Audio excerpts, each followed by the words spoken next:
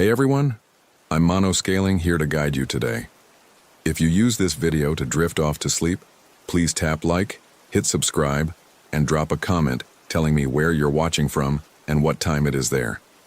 Now, get comfortable and relax.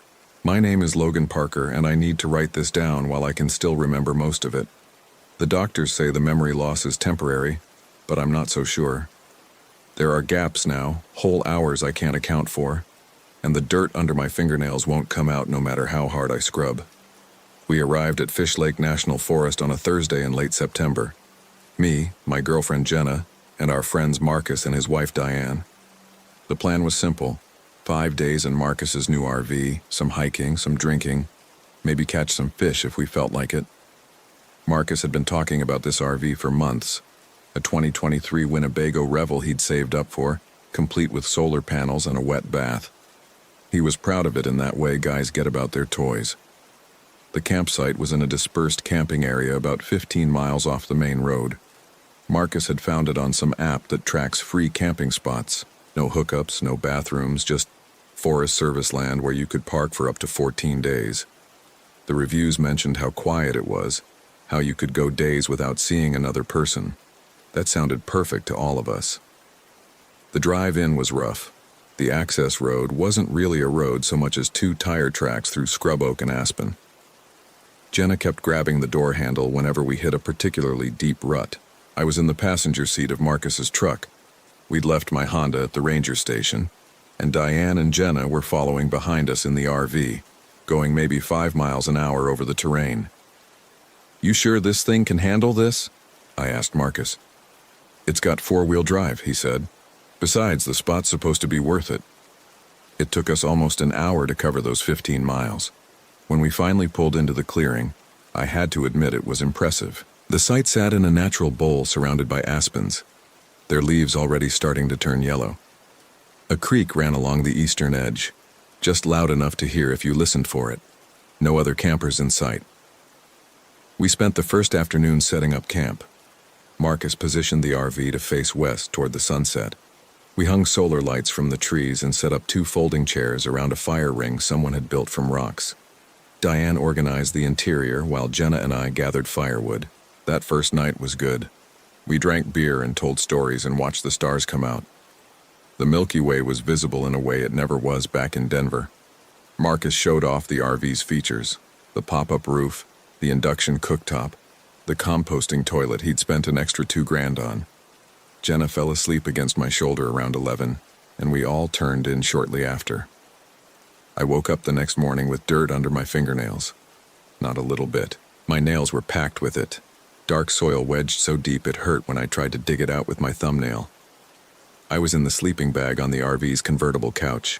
Marcus and Diane had the bedroom in back, and Jenna was still asleep beside me. I looked at my hands in the morning light filtering through the curtains and felt this weird flutter in my stomach. I didn't remember getting dirty. We'd washed up before bed using the RV's water tank. I definitely hadn't been digging in anything. In the tiny bathroom, I scrubbed my hands with the biodegradable soap Diane had insisted we bring. The dirt came out slowly, leaving brown stains in the sink. Some of it was so deep I had to use the edge of my toothbrush to pry it free. My fingertips felt raw by the time I was done. "You okay in there?" Jenna called. "Yeah, just washing up." We made coffee on the induction cooktop and ate granola bars for breakfast. Marcus wanted to hike to some lake he'd seen on the map about 4 miles north. Diane suggested we take it easy for the day, maybe just walk along the creek. We compromised and decided to do a shorter hike to a ridge overlooking the valley. The hike was nice. The trail, really just a game path, wound through dense forest where the underbrush grabbed at our pants. We saw deer scat and turkey feathers, and what might have been bear scratches on an aspen trunk. Marcus took photos every 50 feet. Diane complained about her boots. At the ridge, we sat on a fallen log and passed around a bottle of water. You could see for miles from up there, rolling hills covered in forest, the occasional clearing where fire had come through years ago. No houses, no roads, no power lines, just trees and sky. "This is what I needed," Marcus said. "Just completely disconnect, you know." None of us had cell service. We'd left our phones in the RV to conserve battery. It felt strange at first, that absence of connectivity, but also freeing. No emails, no news, no texts. We got back to camp around 2. I offered to start a fire for dinner, and Marcus said he'd caught a fish from the creek earlier. A decent-sized brown trout he'd cleaned and wrapped in foil. Jenna and Diane went for a walk while Marcus and I got the fire going. "You sleep okay last night?" Marcus asked as he arranged the coals. "Yeah, fine. Why?" "I thought I heard you moving around. Like 3 or 4 in the morning." I paused. I didn't get up. Huh. Must have been dreaming. We cooked the trout with some vegetables Diane had brought and ate as the sun went down. The food was good. The beer was cold. Jenna laughed at Marcus's story about the time he'd gotten his truck stuck in a ditch. Everything felt normal. I woke up Saturday morning with dirt under my nails again. This time it was worse, not just under my nails, but ground into the creases of my palms, between my fingers, under my cuticles. My hands looked like I'd been digging in a garden for hours. And there was something else. My shoulders ached like I'd been doing heavy labor. Jenna was already up, sitting at the dinette with a cup of coffee. "What time did you come back?" she asked. "Come back from where?" She looked at me. "You were gone when I woke up.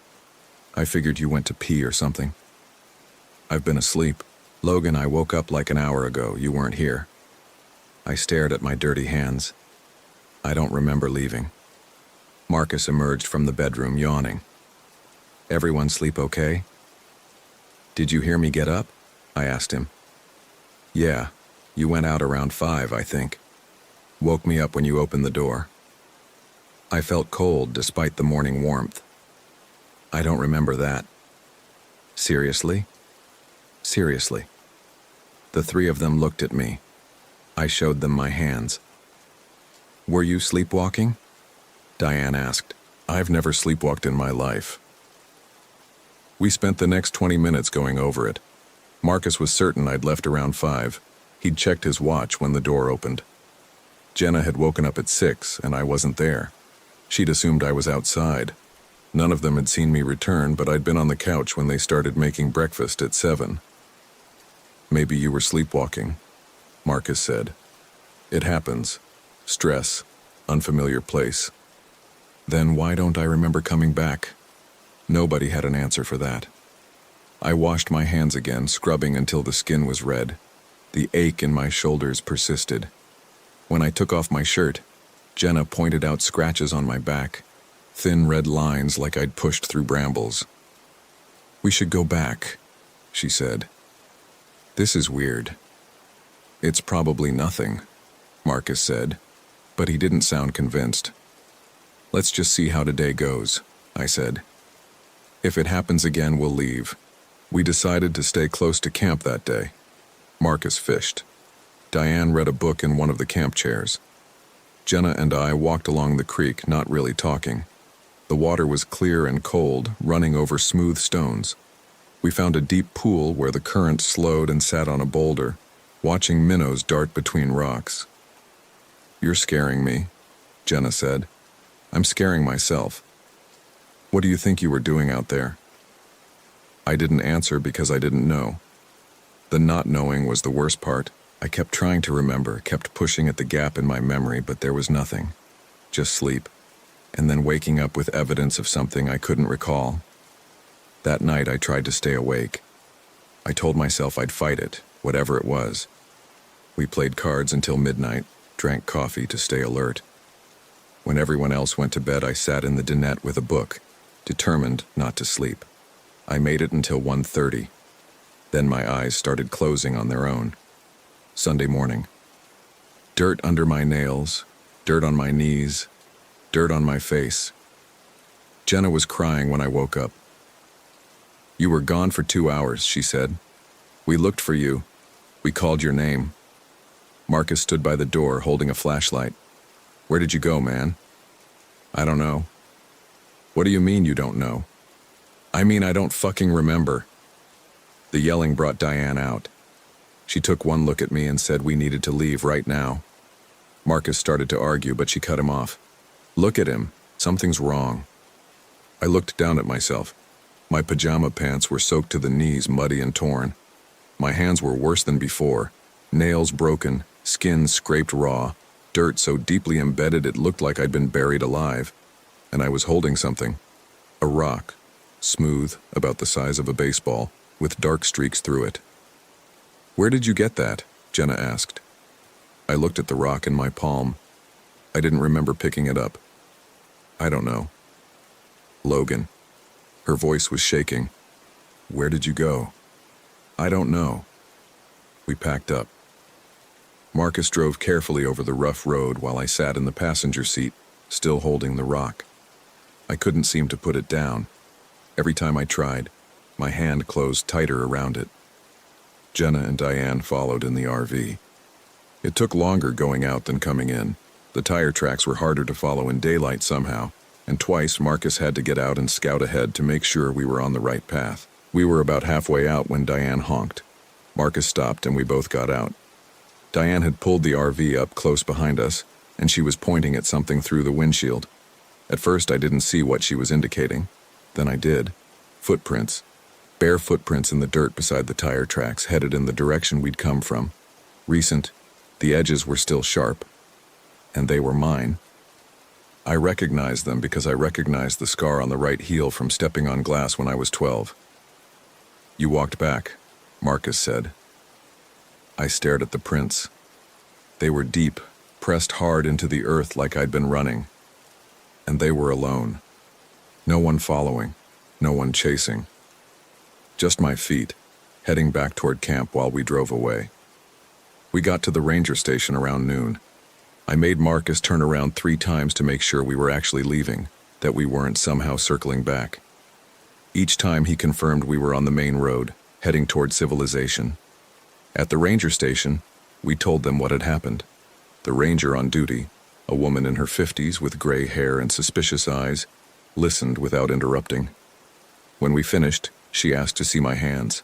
I showed her. The dirt was still there, darker than before. You been digging in something? She asked. I don't remember. He's been sleepwalking, Marcus said. We think maybe he's had some kind of reaction to the altitude or something. The ranger looked at me for a long moment. That campsite you were at, how far in? About 15 miles. Why? We closed that area 2 weeks ago, supposed to have signs up. There weren't any signs.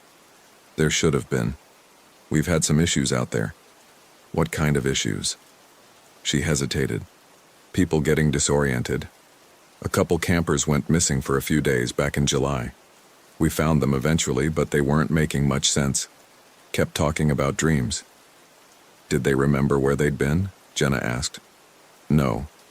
That was the strange part. And they both had the same thing you do. She nodded at my hands. Dirt under the nails. Dirt in places dirt shouldn't be. My stomach dropped. What did you do for them? Sent them to the hospital in Richfield. Doctors couldn't find anything wrong physically. Chalked it up to dehydration and exposure. She paused. But I've been doing this job for 20 years, and I've never seen people act like that. It's like something out there gets in their head. We left the ranger station and drove straight to Richfield. The ER doctor examined me, took blood, asked the same questions everyone else had asked. He prescribed sleeping pills and told me to see a neurologist when I got back to Denver. The blood work came back clean. No drugs, no infections, no obvious explanations. We drove home that night. Marcus didn't say much.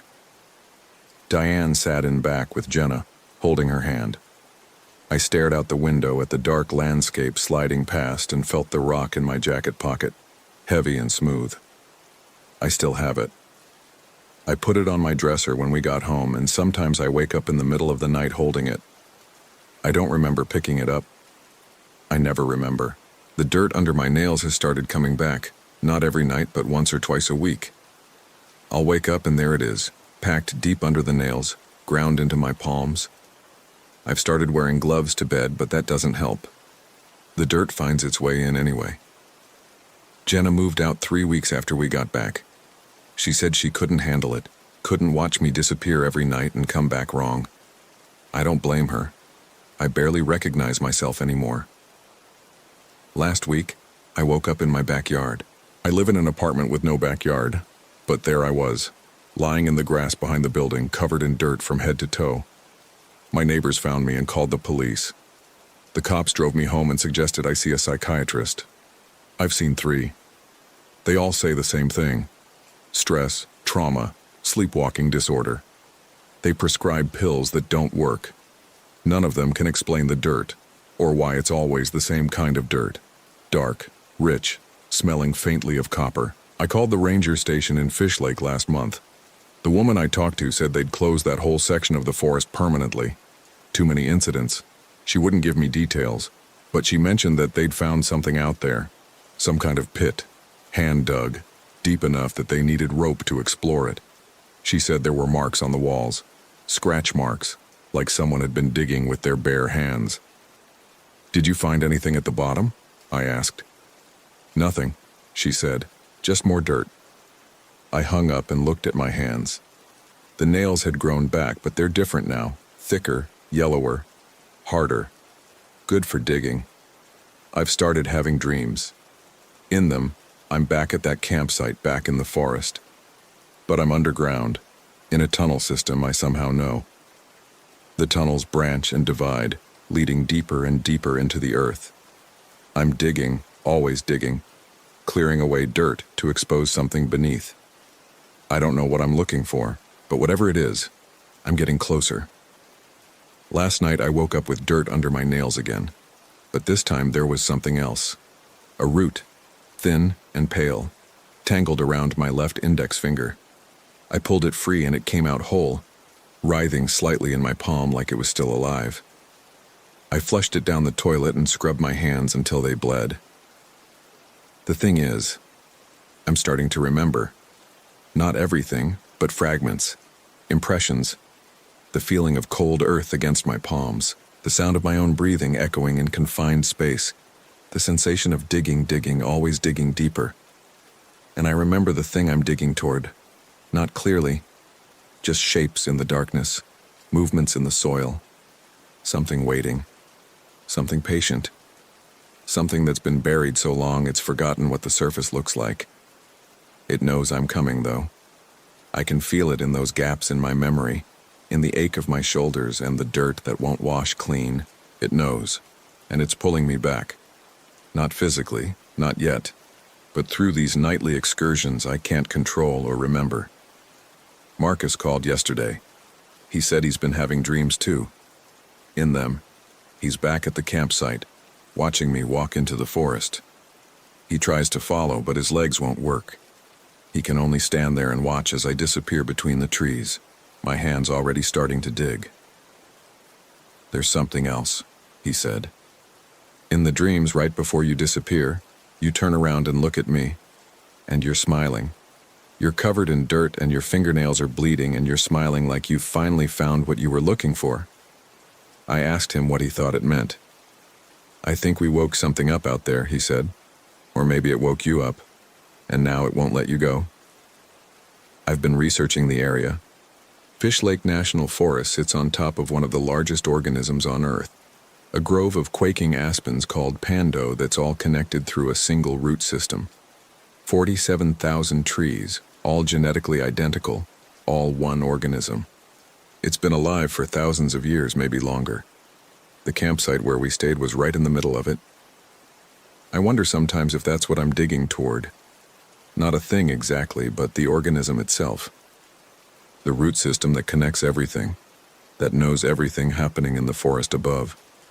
Maybe it felt us arrive and decided to investigate. Maybe it wanted to know what we were.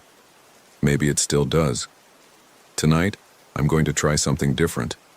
I'm going to set up a camera in my room pointing at the bed. If I leave, I want to see where I go. If I dig, I want to see what I'm digging for.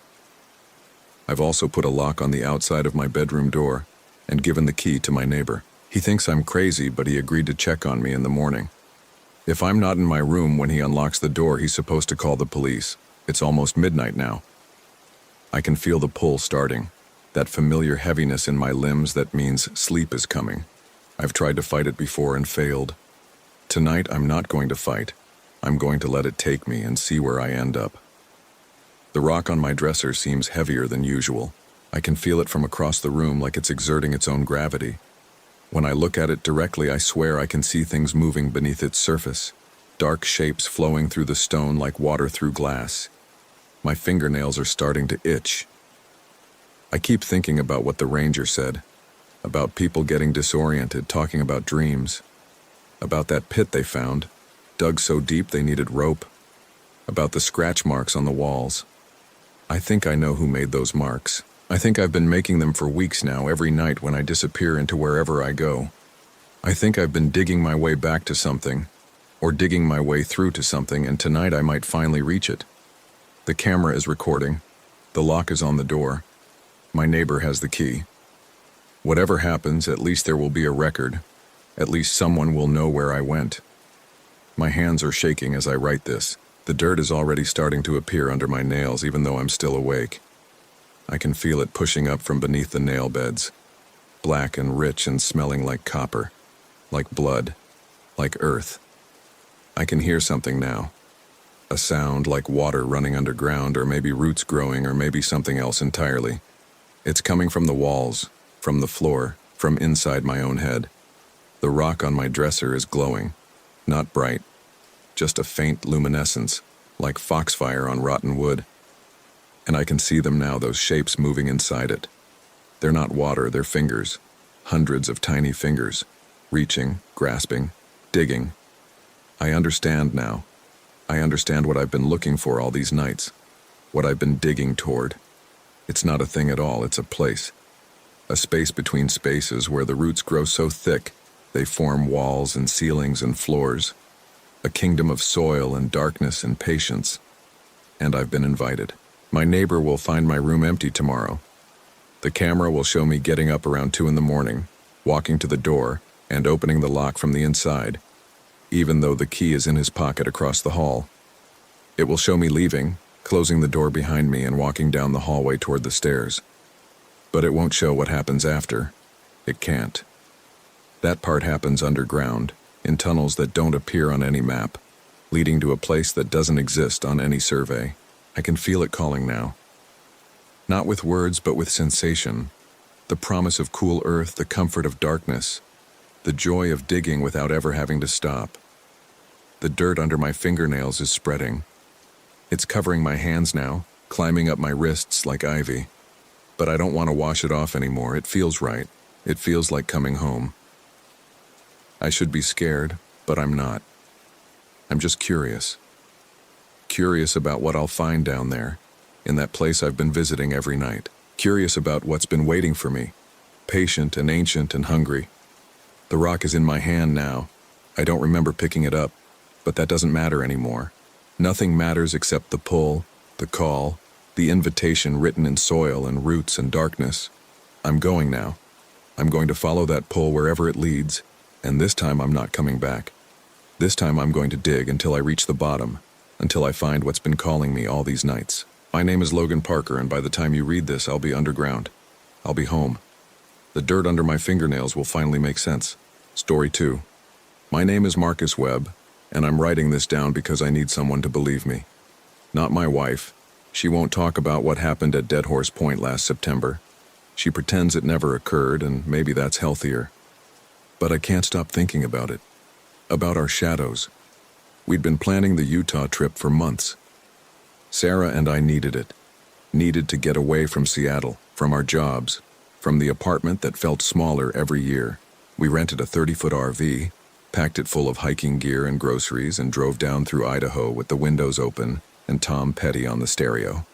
For the first time in years, we felt like ourselves again.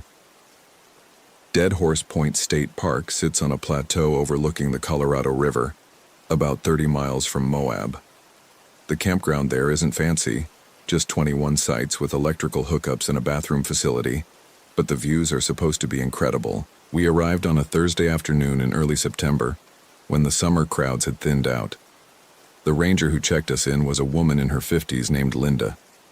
She had that leathery skin you get from decades in the desert sun, and she spoke in the clipped, efficient way of someone who'd answered the same tourist questions 1,000 times.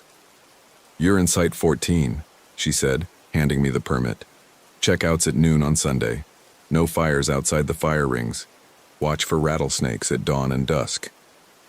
"Rattlesnakes," Sarah repeated, glancing at me. "They're more scared of you than you are of them," Linda said. It sounded like a script. "Just shake out your shoes before putting them on. Check under the RV before you go inside." "Will do," I said. Linda looked past us at something, then back. "You folks here for the hiking?" "That's the plan. Stick to the marked trails. Easy to get turned around out there." She stamped our permit. "Enjoy your stay." Site 14 was at the far end of the campground loop, which suited us fine. Only 3 other sites appeared occupied. A family with young kids in Site 7, an elderly couple in Site 3, and what looked like a solo camper in Site 19. Privacy was what we wanted. I backed the RV into the spot while Sarah directed me, her voice carrying across the empty spaces between sites. The afternoon sun hit the red rock formations in the distance, turning them the color of rust. It was beautiful in that stark, unforgiving way the desert can be. We set up camp in comfortable silence. Sarah strung lights along the RV's awning while I arranged our chairs and got the propane tank connected. By the time we finished, the sun was setting, painting the sky in shades of orange and purple that looked almost artificial. "God, I needed this," Sarah said, sinking into her chair with a beer. "No phones, no email, no Greg from accounting," I agreed. She laughed. We clinked our bottles together and watched the light fade from the sky. That first night was perfect. We grilled steaks on the fire ring, played cards by LED lantern light, and went to bed early with the RV's windows open to let in the cool desert air. I slept better than I had in months. The weirdness started the next morning. I woke before Sarah and decided to make coffee outside so I wouldn't disturb her. The sun was just coming up, casting long shadows across the campground. I stepped out of the RV in my boxers and t-shirt, yawning, and set up our camp stove on the picnic table. While waiting for the water to boil, I stretched and looked around. The family in Site 7 was already up. I could hear the kids laughing, though I couldn't see them. The elderly couple's RV was silent. I glanced toward Site 19, the solo camper, and saw a figure standing outside their tent. The person, I couldn't tell if it was a man or woman from this distance, stood perfectly still, facing away from me toward the rim of the plateau. Something about their posture struck me as odd, though I couldn't say why. They didn't move at all, not even to shift their weight. I turned back to the stove. The water was boiling. I made 2 cups of coffee, took mine, and sat in one of the camp chairs to watch the sunrise. That's when I noticed my shadow. It stretched out in front of me, crisp and dark in the morning light. Normal enough. But as I raised my coffee cup to my lips, my shadow didn't move quite right. The motion was delayed, just a fraction of a second, like a video with audio sync issues. I lowered the cup slowly, watching. My shadow lowered its arm. I raised my hand. My shadow raised its hand. But each time, there was that tiny lag, that infinitesimal hesitation. I blinked hard, chalked it up to being half asleep, and went back to my coffee. Sarah emerged from the RV 20 minutes later, her hair pulled back in a ponytail. "Morning," she said, kissing the top of my head. "Sleep okay?" "Like the dead." She poured herself coffee and sat next to me. We sipped in comfortable silence, watching the light change on the distant rock formations. "What's on the agenda today?" she asked. "I was thinking we could do the rim trail. It's supposed to be an easy 5-mile loop." "Perfect." We ate breakfast, changed into hiking clothes, and filled our water bottles. By 8 o'clock we were on the trail, following the narrow path that hugged the edge of the plateau.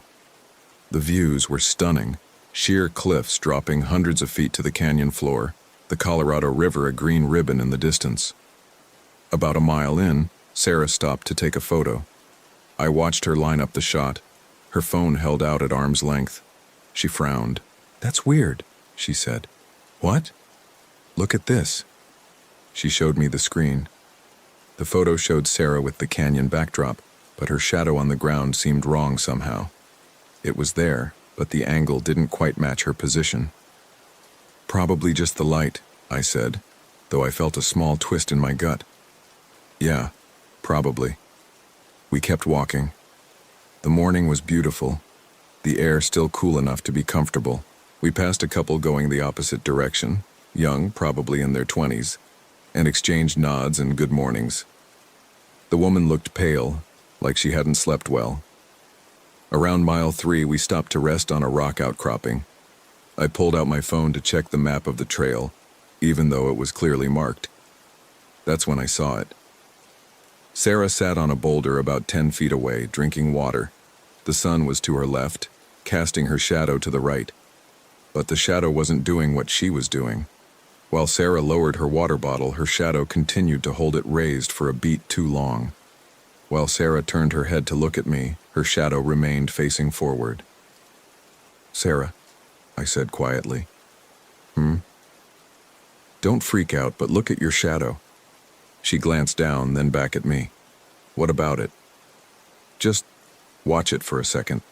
Move your hand." She raised her hand slowly, watching. Her shadow raised its hand.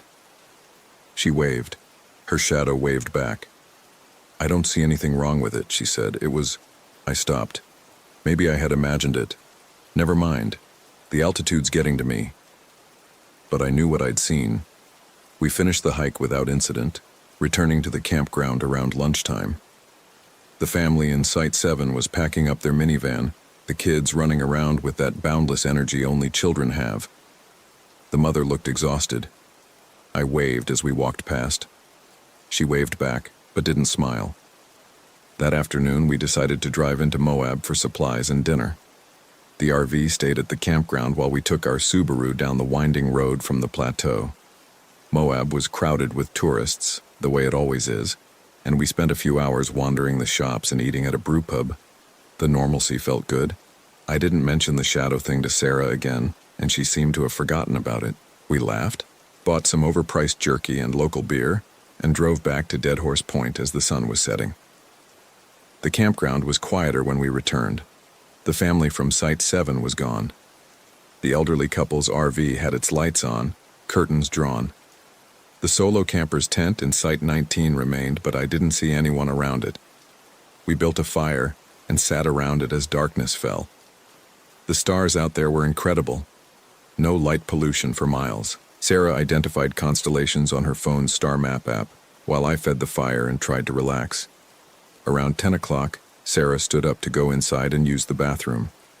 I watched her walk toward the RV, her figure illuminated by the fire's glow. And I saw her shadow on the ground stretched out by the flames. It didn't follow her. As Sarah walked away from the fire, her shadow remained by my chair for a long second, before slowly, reluctantly sliding across the dirt to catch up with her. By the time she reached the RV door, the shadow was back under her feet, but I had seen it hesitate. I had seen it delay. My hands started shaking. I gripped my beer bottle tighter. Sarah came back out a few minutes later and sat down. I said nothing. What would I say? Your shadow is acting weird? It sounds insane even in my own head. You okay? She asked. You look pale. Just tired. Long hike. Want to call it a night? Yeah, let's do that. I doused the fire and we went inside the RV. I locked the door behind us, something I'd never bothered with before, and we got ready for bed. Sarah fell asleep quickly, her breathing deep and even. I lay awake for hours, staring at the ceiling, listening to the desert silence.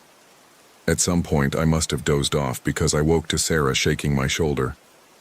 Marcus, wake up. I sat up groggily. What? What's wrong? There's someone outside. I listened. Footsteps. Slow, deliberate footsteps circling the RV. My first thought was an animal. Maybe a coyote or that rattlesnake the ranger had warned us about. But the footsteps sounded human. The deliberate pace, the weight of them. Stay here, I whispered. I grabbed my phone and turned on the flashlight, then crept to the front of the RV and peered out through the windshield. The beam of light swept across the campsite. Nothing. No one there. But the footsteps continued, moving around to the back of the RV now. I moved through the vehicle trying to see out the windows, but every time I got to where the sound was, it had moved. Around and around, circling endlessly. "Should we call someone?" Sarah whispered. She'd followed me up front. "Call who? The ranger station's closed." "Maybe it's just—" The footsteps stopped. We stood in silence, barely breathing. Minutes passed.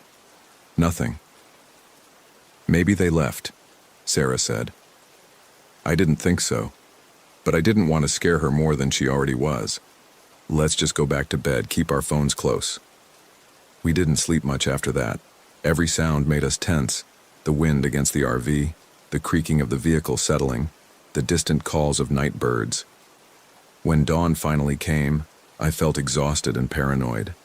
We didn't talk about it over breakfast. We made coffee, ate granola bars, and tried to act like it was just another morning. But Sarah kept glancing over her shoulder, and I caught her checking the locks on the RV door multiple times. "Let's take it easy today," I suggested. "Maybe just hang around camp, read our books." "Sounds good." But neither of us could relax. We sat in our chairs trying to read, but I found myself rereading the same page over and over. The words wouldn't stick. My attention kept drifting to our shadows on the ground. Mine was wrong. I knew it was wrong now. When I crossed my legs, my shadow crossed its legs a heartbeat later. When I turned a page, my shadow's hand moved after mine had already stopped. I looked at Sarah. She was watching her shadow too, her book forgotten in her lap. Her face had gone pale. "You see it?" I said. Not a question. "Marcus, what's happening?" "I don't know." We sat there as the morning sun climbed higher, casting our rebellious shadows across the dirt. They mimicked us, but always with that delay, that wrongness. Like they were learning how to be us but hadn't quite mastered it yet. The solo camper from Site 19 walked past our site around noon. I saw him clearly for the first time. A man in his 40s, bearded, wearing a faded flannel shirt. He didn't look at us as he passed, just walked with steady purpose toward the bathroom facility. His shadow didn't follow him at all. It stayed behind, standing in the middle of the road until he was 50 feet away. Then it slid across the ground to catch up, moving like oil across water. Sarah saw it too. She grabbed my arm. "Did you?" "Yeah." The elderly couple from Site 3 pulled out that afternoon. I watched them unhook their trailer and drive away, and I envied them. They were leaving. They were getting out. "We should go too," Sarah said, voicing what I was thinking. "Yeah, let's pack up and head out tomorrow morning. Screw the full 3 nights. Why not now?" I looked at the sky. The sun would be setting in a few hours. "I don't want to drive that road in the dark. First thing tomorrow, okay?" She nodded, but she looked scared. I was scared too. That evening we stayed inside the RV with the curtains drawn. We didn't build a fire. We ate sandwiches for dinner and tried to watch a movie on Sarah's laptop, but neither of us could focus. The sun set. Darkness fell, and the footsteps started again. This time they weren't alone. This time I heard breathing outside the RV. Slow, steady breathing that fogged the windows near the back bedroom. I could see the condensation forming on the glass. Sarah grabbed my hand so hard her nails dug into my skin. The breathing moved around the vehicle, pausing at each window. I heard something brush against the door, fingers dragging across metal. The handle jiggled, but the lock held. We sat frozen in the darkness, not even turning on a light. The breathing continued for an hour, maybe more. Then it stopped. But we both knew something was still out there. We could feel it watching. I don't remember falling asleep, but I must have because I woke to bright sunlight streaming through the windshield. Sarah was already up, shoving clothes into her bag. "We're leaving," she said. "Right now." I didn't argue. We threw everything into the RV in a chaotic rush. Clothes, gear, food, everything. We didn't care about organizing it. We just wanted out. I was unhooking the electrical connection when I noticed the solo camper's tent in Site 19. It was collapsed, empty. He was gone. When had he left? I hadn't heard a vehicle. "Marcus, come on!" Sarah called from the driver's seat. I climbed into the RV and she started the engine before I'd even closed the door. We pulled out of Site 14, onto the loop road, heading for the exit. That's when we saw them. Standing along the edge of the campground at the border where the maintained area met the desert scrub were figures, dozens of them. They stood perfectly still, all facing toward the center of the campground, toward us. And I realized with a jolt of horror that they had no features. They were flat, two-dimensional. They were shadows, shadows without people. Sarah saw them too. She pressed the accelerator and we lurched forward, the RV swaying dangerously as we sped around the loop toward the exit. I looked back and saw the shadows beginning to move, sliding across the ground toward us with impossible speed. We hit the main road and Sarah didn't slow down. The RV shook and rattled as she pushed it faster than it was meant to go, careening around curves, gravel spraying from the tires. I kept watching the mirrors, expecting to see those shadows pouring after us, but they didn't leave the campground. They stayed at the border, watching us leave. We didn't stop in Moab. We didn't stop anywhere in Utah. Sarah drove for 6 hours straight, white-knuckled and silent, until we crossed into Idaho. Only then did she pull into a rest stop and break down crying. I held her while she sobbed, but I couldn't find words to comfort her. What could I say? That it was over? I didn't believe that. We got home to Seattle 3 days ago. We returned the RV and told the rental company everything was fine. We went back to work. We tried to return to normal life, but something followed us home. It's subtle. Most people wouldn't notice, but I see it in every reflection, every surface that can cast a shadow. They're still wrong. They still move with that delay, that hesitation. They're learning better how to mimic us, but they haven't perfected it. Yesterday, Sarah was making coffee in the kitchen. The morning light came through the window, casting her shadow on the wall. I watched as she reached for a mug and her shadow reached for the mug. But then her shadow kept moving. It reached further than Sarah's arm could extend, stretched out across the wall like taffy and touched the window. Sarah didn't notice. She just made her coffee and went to work. But I noticed, and I'm noticing more every day. This morning, I woke up before dawn. The room was dark except for a faint glow from the streetlight outside. Sarah was asleep next to me, her breathing slow and even. I looked down at the foot of our bed and saw 2 shadows standing there, cast by nothing, watching us. They didn't move when I sat up. They just stood there, patient. I'm writing this now while Sarah's at work. I'm home alone in our apartment, and I'm not alone. There are shadows in every corner that shouldn't be there. Shadows standing, sitting, watching. They're becoming more solid, more present. I think they're waiting for something. I think they're waiting for us to notice them. Or maybe they're waiting to finish becoming us. The worst part is, I checked our photos from the trip, all of them. Every single image we took at Dead Horse Point. In every photo, our shadows are wrong. They're facing the wrong direction, or they're too long, or they're missing entirely. But in the last photo, the one Sarah took of me standing by the RV just before we left, my shadow isn't connected to my feet.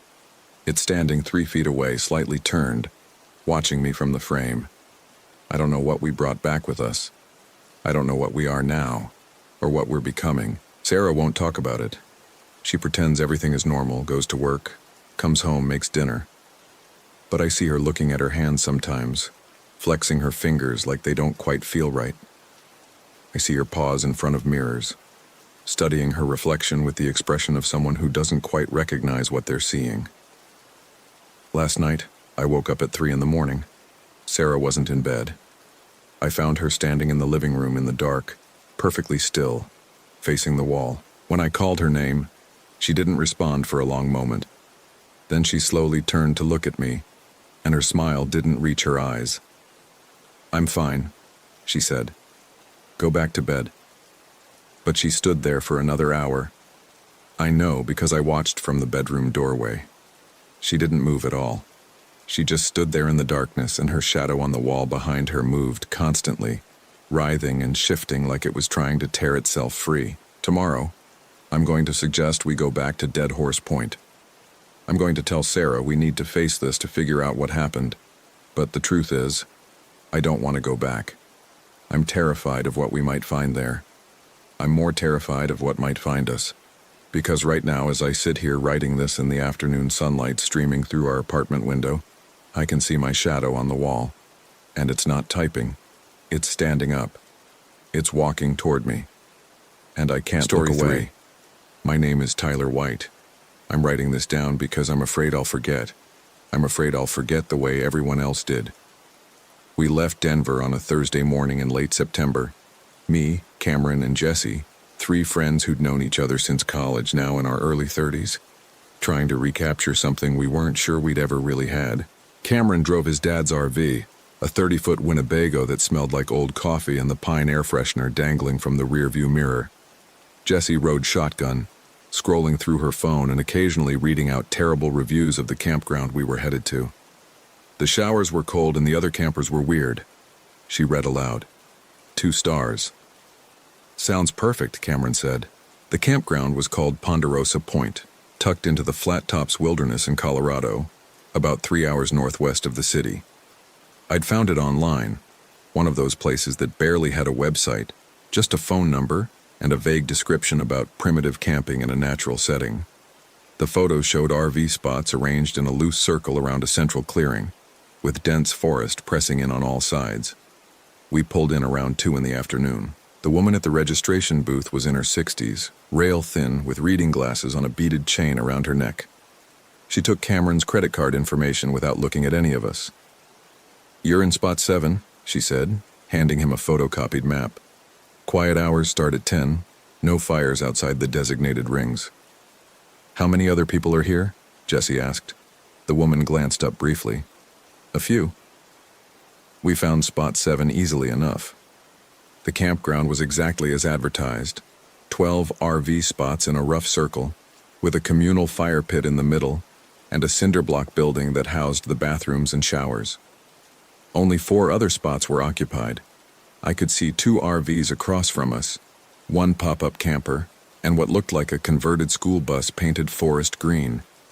Cameron backed the Winnebago into our spot while Jesse and I guided him. It took 3 tries, and by the end, we were all laughing at how bad he was at it. That's what I remember most clearly from that first day. Laughing. The sound of it. The feeling. We spent the rest of the afternoon setting up camp. Cameron ran an extension cord to the electrical post.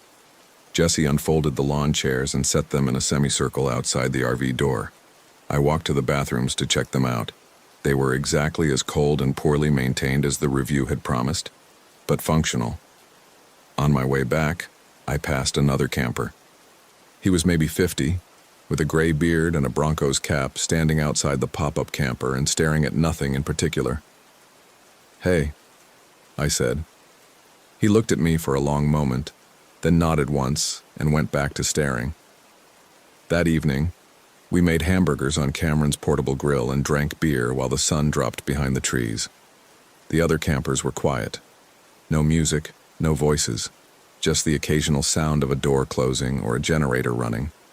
The forest around us was thick with ponderosa pines, and as the light faded, the spaces between the trees became solid black. "This place is creepy," Jessie said, pulling her jacket tighter. "It's peaceful," Cameron corrected. "Same thing." We stayed up until around 11, talking about work and relationships and all the usual things you talk about when you're drinking with old friends. At some point, I noticed a woman standing near the central fire pit, which no one had lit. She was completely still, hands at her sides, facing the forest. "Is she okay?" I asked. Cameron and Jesse turned to look. "Maybe she's stargazing," Jesse said. But the woman wasn't looking up. She was looking straight ahead, into the dark between the trees. After a few minutes, she walked back to one of the RVs on the far side of the circle and went inside.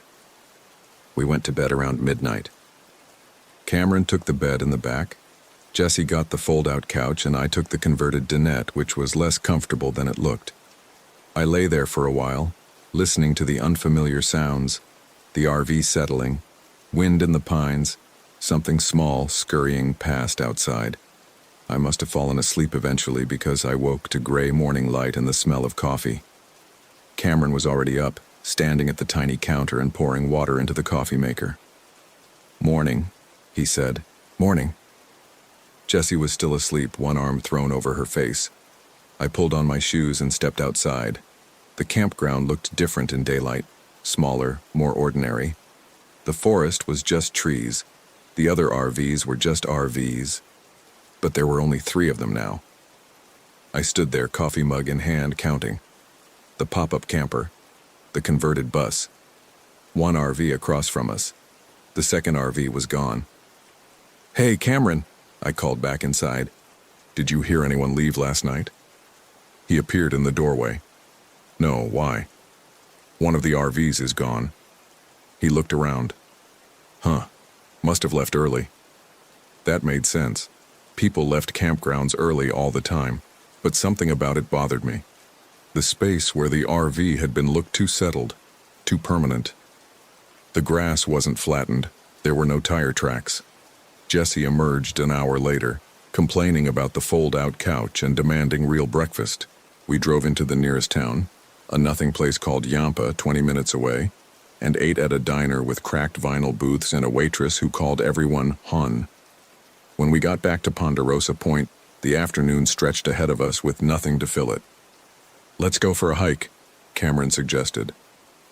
There was a trailhead at the far end of the campground, marked by a wooden post with a faded map under plexiglass. The trail supposedly led to a scenic overlook about 2 miles in. We set out around 2 o'clock, the 3 of us in a loose line with Cameron in front.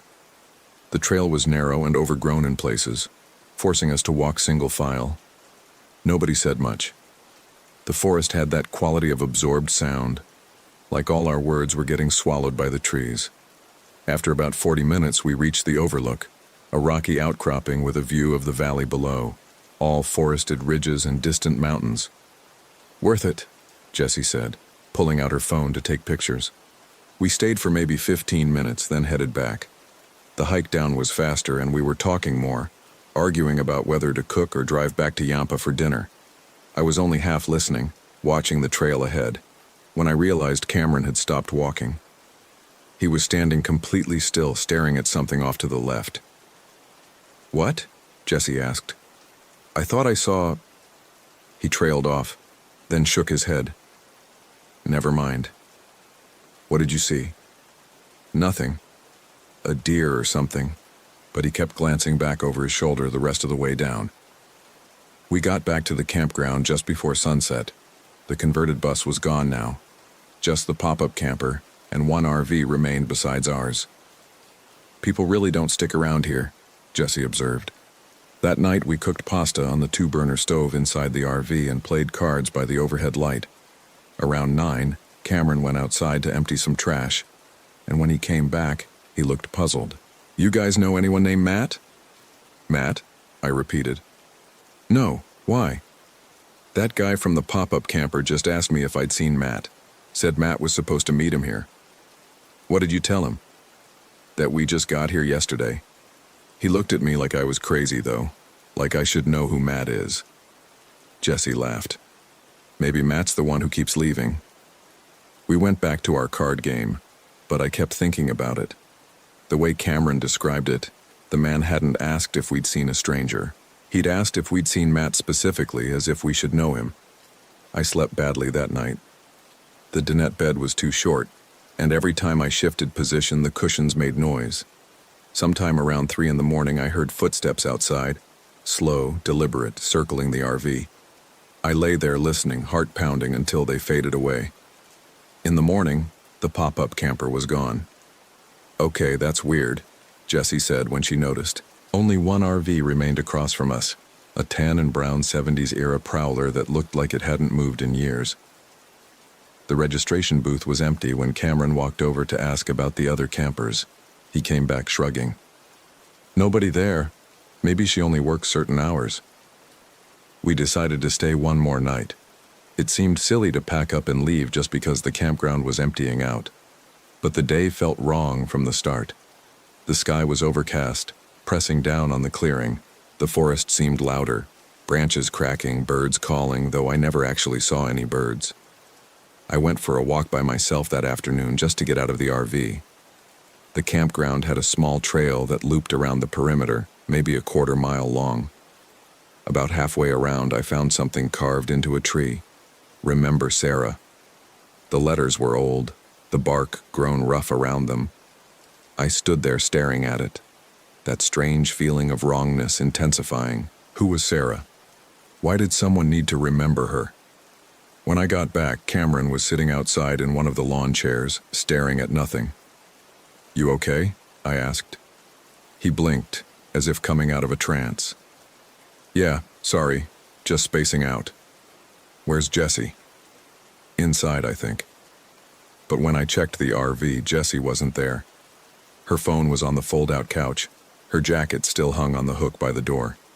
I went back outside. "Cameron, Jessie's not in the RV." He looked confused. "She's not? Did she say she was going somewhere?" I can't remember." We searched the campground calling her name. The bathrooms were empty. The trail to the overlook showed no sign of her. The prowler across from us had its curtains drawn. No sound from inside. After 20 minutes, I was starting to panic. "Should we call someone?" I asked Cameron. He was staring at the tree line again, that same vacant expression. "Call who?" "I don't know, the rangers, the police." "For what?" "Jessie's missing." He looked at me blankly. "Who?" The world seemed to tilt. I grabbed his arm. "Jessie, our friend, the woman we came here with." Cameron frowned, irritated. "Tyler, what are you talking about? It's just us. It's always been just us." I let go of his arm and stepped back. He seemed genuinely confused, not joking or playing around. His eyes held no recognition when I said her name. "Cameron, we came here with Jessie, 3 of us, you, me, and Jessie. She's been here the whole time." "I think you need to sit down," he said, and there was actual concern in his voice. Concern for me, like I was the one acting strange.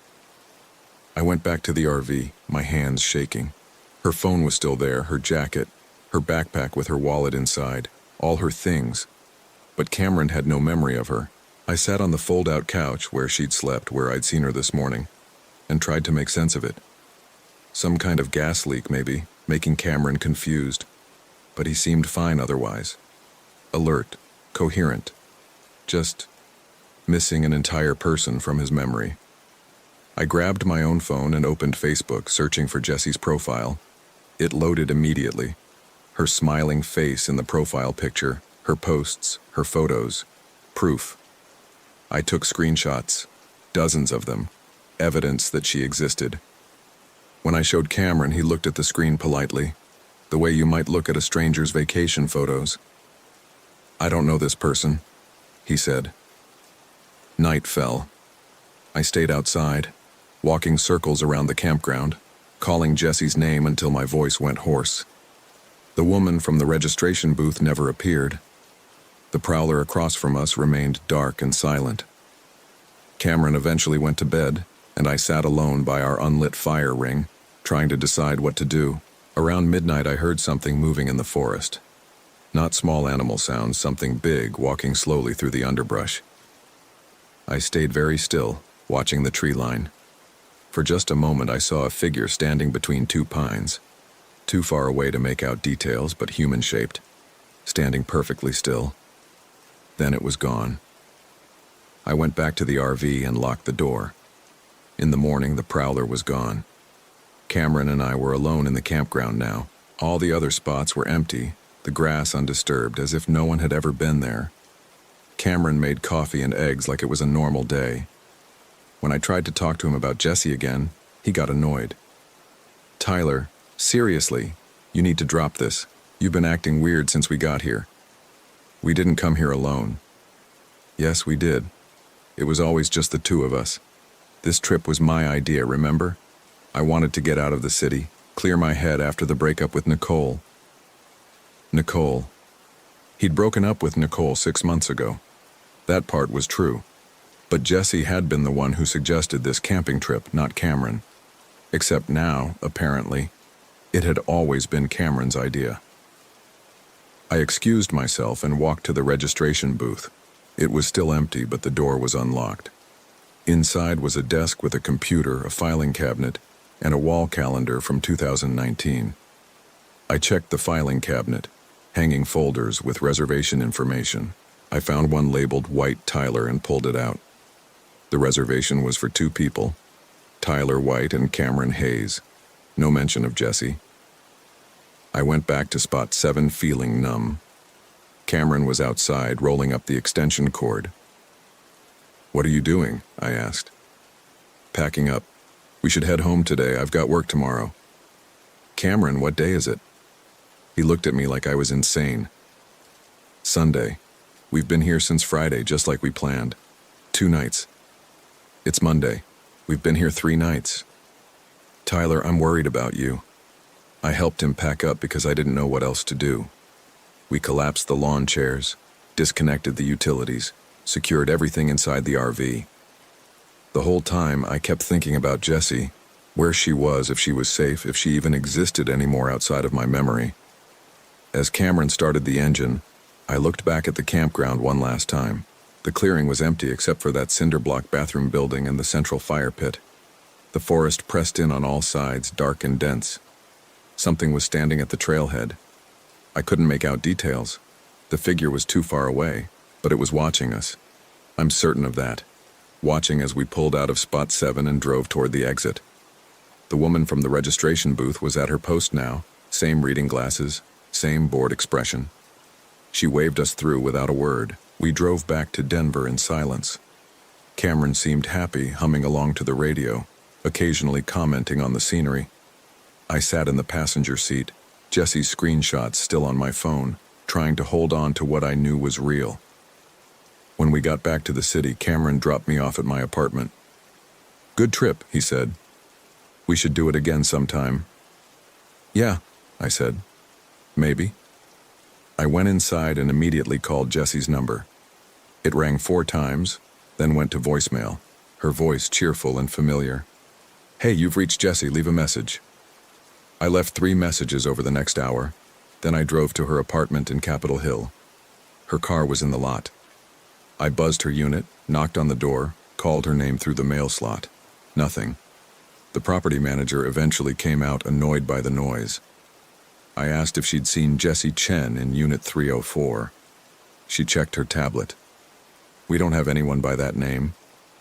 She's lived here for 2 years. Sir, Unit 304 is vacant, has been for 6 months." I went home and opened Facebook again. Jessie's profile was still there. All her posts, all her photos, including several photos from our college days, the 3 of us together. Me, Cameron, and Jessie. Proof that she existed. I sent Cameron a screenshot of one photo. He replied 20 minutes later. "Who's the girl photoshopped in? LOL. That was a week ago. I've been going through everything since then. Photo albums, old text messages, emails. Jessie is everywhere. Group chats we had. Inside jokes. She was at my 30th birthday party. She helped me move last year. She was real. But nobody else remembers her. I called her parents in Boulder. The number was disconnected. I found them on Facebook. They have 2 children listed. Neither one is named Jessie. Yesterday I drove back to Ponderosa Point. I don't know what I was hoping to find. Answers maybe. Or proof. Or her. The campground was closed. A chain across the entrance, a sign that said no trespassing. I parked on the shoulder and walked in anyway. The registration booth was abandoned, windows broken. The cinder block bathroom building was covered in graffiti. The RV spots were overgrown with weeds like no one had camped there in years. But in the clearing near the central fire pit, I found something. A shoe. One of those cheap canvas sneakers from Target. Size 7. Jessie's size. I picked it up and turned it over in my hands. The sole was worn, the fabric faded. It had been there a while. I'm holding it now as I write this. Physical proof. She was real. She existed. We came here together, the three of us, and something happened. Something took her, and then it took everyone's memory of her. Everyone's except mine. I don't know why I'm the exception. I don't know if it's because I'm special, or just because I'm next. Maybe tomorrow I'll wake up and she'll be completely gone from my mind too. Maybe there's already someone I've forgotten, someone who came before Jesse. Maybe you'll read this and find your own gaps. Names you can't quite place. Photos with strangers you should recognize. Memories that don't line up. I keep thinking about that carved message I found. Remember Sarah. Someone tried to remember. Someone fought against the forgetting. They carved it into a tree, made it permanent, something that couldn't be erased. I'm doing the same thing now, writing this down, making it physical. If I forget, maybe I'll find this again. Maybe I'll believe myself. Or maybe I'll read it the way Cameron would, as the delusional ramblings of someone who never quite came back from the wilderness. Someone who invented a friend to cope with loneliness. Someone who needs help. But I know what I remember. Her laugh, the way she always took too long to decide what to order at restaurants. How she could quote entire movies from memory. The birthmark on her left shoulder. The scar on her knee from when she fell off her bike in 6th grade. The sound of her voice saying my name. I remember. I'm writing this down because I'm afraid I'll forget. I'm afraid I'll forget the way everyone else did. My name is Tyler White. And my friend Jessie Chen disappeared at Ponderosa Point Campground in September of last year. She was real. She existed. Please, if you're reading this, if you remember her. Remember them all. Story 4. My name is Emma Davis, and I need to tell someone what happened at Duck Creek Village before I forget who I am entirely. We arrived at the RV park on a Thursday afternoon in late September. The aspens were already turning gold, and the air had that thin, high-altitude bite that made your lungs work harder. My husband Mark had been planning this trip for months, 2 weeks in southern Utah, just the two of us and our 12-year-old son Dylan. Mark taught middle school English, and this was his fall break. I'd taken unpaid leave from the insurance office where I worked, which we couldn't really afford. But Mark insisted we needed this. I should mention that Mark and I had been having problems. Nothing dramatic. No affairs, no huge fights. Just the slow erosion that happens when you've been married 15 years and stopped seeing each other clearly. We'd been to 3 sessions with a couples therapist in July before we couldn't afford to continue. The therapist suggested we needed to reconnect in a neutral space. Hence, Utah. Dylan didn't want to come. He'd wanted to stay with his friend Jason, whose family had a pool table and a PlayStation 5. But we made him come anyway because that's what parents do. Force quality time on children who'd rather be anywhere else. The RV park at Duck Creek Village was nicer than I'd expected. 30-some sites arranged in a loose circle around a communal bathhouse and rec building. Most of the other campers were retirees with massive motorhomes that probably cost more than our house. Our rental RV was a modest 24-footer, and I'd already bumped it into 2 poles while Mark shouted directions from the passenger seat. We got set up by 4 o'clock. Mark handled the hookups while I unpacked groceries into the tiny kitchenette. Dylan immediately claimed the fold-out couch and put in his earbuds, staring at his phone. No service out here, but he had downloaded games. Want to go for a walk? Mark asked me after everything was connected. Check out the hiking trails? I was tired from the drive, but I said yes because that's what you do when you're trying to save a marriage. Dylan refused to come, and we decided not to push it. Let him decompress. The trail started right behind the RV park, winding up into thick pine and aspen forest. Everything smelled like vanilla from the ponderosa bark. Mark talked about the geology of the area. He'd been reading books on Utah, and I tried to listen, but my mind kept drifting back to work. I'd left 3 claims unprocessed, and Patricia was covering for me, but she had her own caseload. We walked for about 45 minutes before turning back. The sun was starting to drop behind the mountains, and the temperature fell with it. When we got back to the RV, Dylan was outside, squatting in the dirt about 20 feet from our site. "What are you doing?" Mark asked. Dylan looked up. His hands were filthy. "Just digging." "Digging what?" "I don't know. A hole." He'd used a stick to excavate a shallow depression, maybe 6 inches across and 3 deep, just a random hole in the dirt. "Why?" I asked. Dylan shrugged. "Something to do." Mark and I exchanged a glance. Kids were weird. We both knew that from experience. Mark taught them all day. Sometimes they did inexplicable things for no reason. "Wash your hands before dinner," I said. Dylan went inside without arguing, and I noticed he left the stick lying next to the hole. That night I made pasta on the RV's 2-burner stove while Mark and Dylan played cards at the tiny dinette table. It felt almost normal. Mark told a story about a student who'd submitted an essay that was clearly written by ChatGPT, with the prompt still included at the top. Dylan actually laughed. I felt a small loosening in my chest, like maybe the therapist had been right. We ate, then played a board game we'd brought, Ticket to Ride, and Dylan won, which put him in a rare good mood. By 9:30, Mark and I were reading in the converted bed above the cab, while Dylan browsed his phone on the couch below. "This is nice," Mark said quietly. He reached over and took my hand. I squeezed back. "Yeah. Maybe it would be okay." I woke up around 2 in the morning because I needed to pee. The RV's bathroom was claustrophobic, and I'd been avoiding using it at night, but the bathhouse seemed far away in the dark.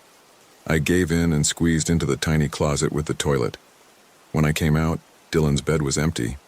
The RV door was slightly ajar, letting in cold air. I felt an immediate spike of adrenaline, that parent panic when your child isn't where they're supposed to be. I pulled on my jacket and stepped outside. The RV park was silent except for wind moving through the trees. Most of the other sites had their lights off. Our site had a single lamp pole that cast a yellow circle of light, and just at the edge of that circle, I saw Dylan. He was squatting in the dirt with that same stick, digging at the hole he'd started earlier. He'd made it bigger, maybe a foot across now and deeper. I could hear the scratch-scrape of the stick against soil. "Dylan," I said. He didn't look up. I walked closer. "Dylan, what are you doing?" "Digging," he said. His voice sounded strange, flat. "It's 2 in the morning. Come back to bed." "Can't. Not done yet." "Done with what?" "The hole." I felt irritation rising in my chest, mixing with concern. "You can dig tomorrow. Come inside." He finally looked up at me, and in the strange yellow light his face looked different, older somehow. His eyes were completely focused, intense in a way I'd never seen from him. "I have to finish it," he said. "It needs to be finished." "Dylan." "Please, Mom, please, it's important." There was something in his voice. Not defiance exactly. Desperation, maybe. Or compulsion. It unsettled me in a way I couldn't name. "How long have you been out here?" "I don't know. A while." "Come inside. We'll talk about it in the morning." I used my mom voice, the one that didn't accept negotiation. Dylan hesitated, then dropped the stick. He stood up slowly, like it required enormous effort. When he walked past me into the RV, I noticed his hands were bleeding a little where he'd been gripping the stick. Back inside, Mark was still asleep. I made Dylan wash his hands in the tiny sink while I got antibiotic ointment and Band-Aids from the first aid kit. His palms had blisters forming. "Why were you doing that?" I asked quietly as I wrapped his hands. "I don't know," he said. And then after a pause, "Did you know there's something down there?" "Down where?" "In the ground, where I'm digging." "What do you mean, something?" "I can hear it." The hair stood up on my arms. "Hear what?" "I don't know, it's like humming, singing almost. You can't hear it?" "No." He looked at me with those 2 focused eyes. "It wants me to keep digging." I didn't know what to say. My son had never had psychological problems before.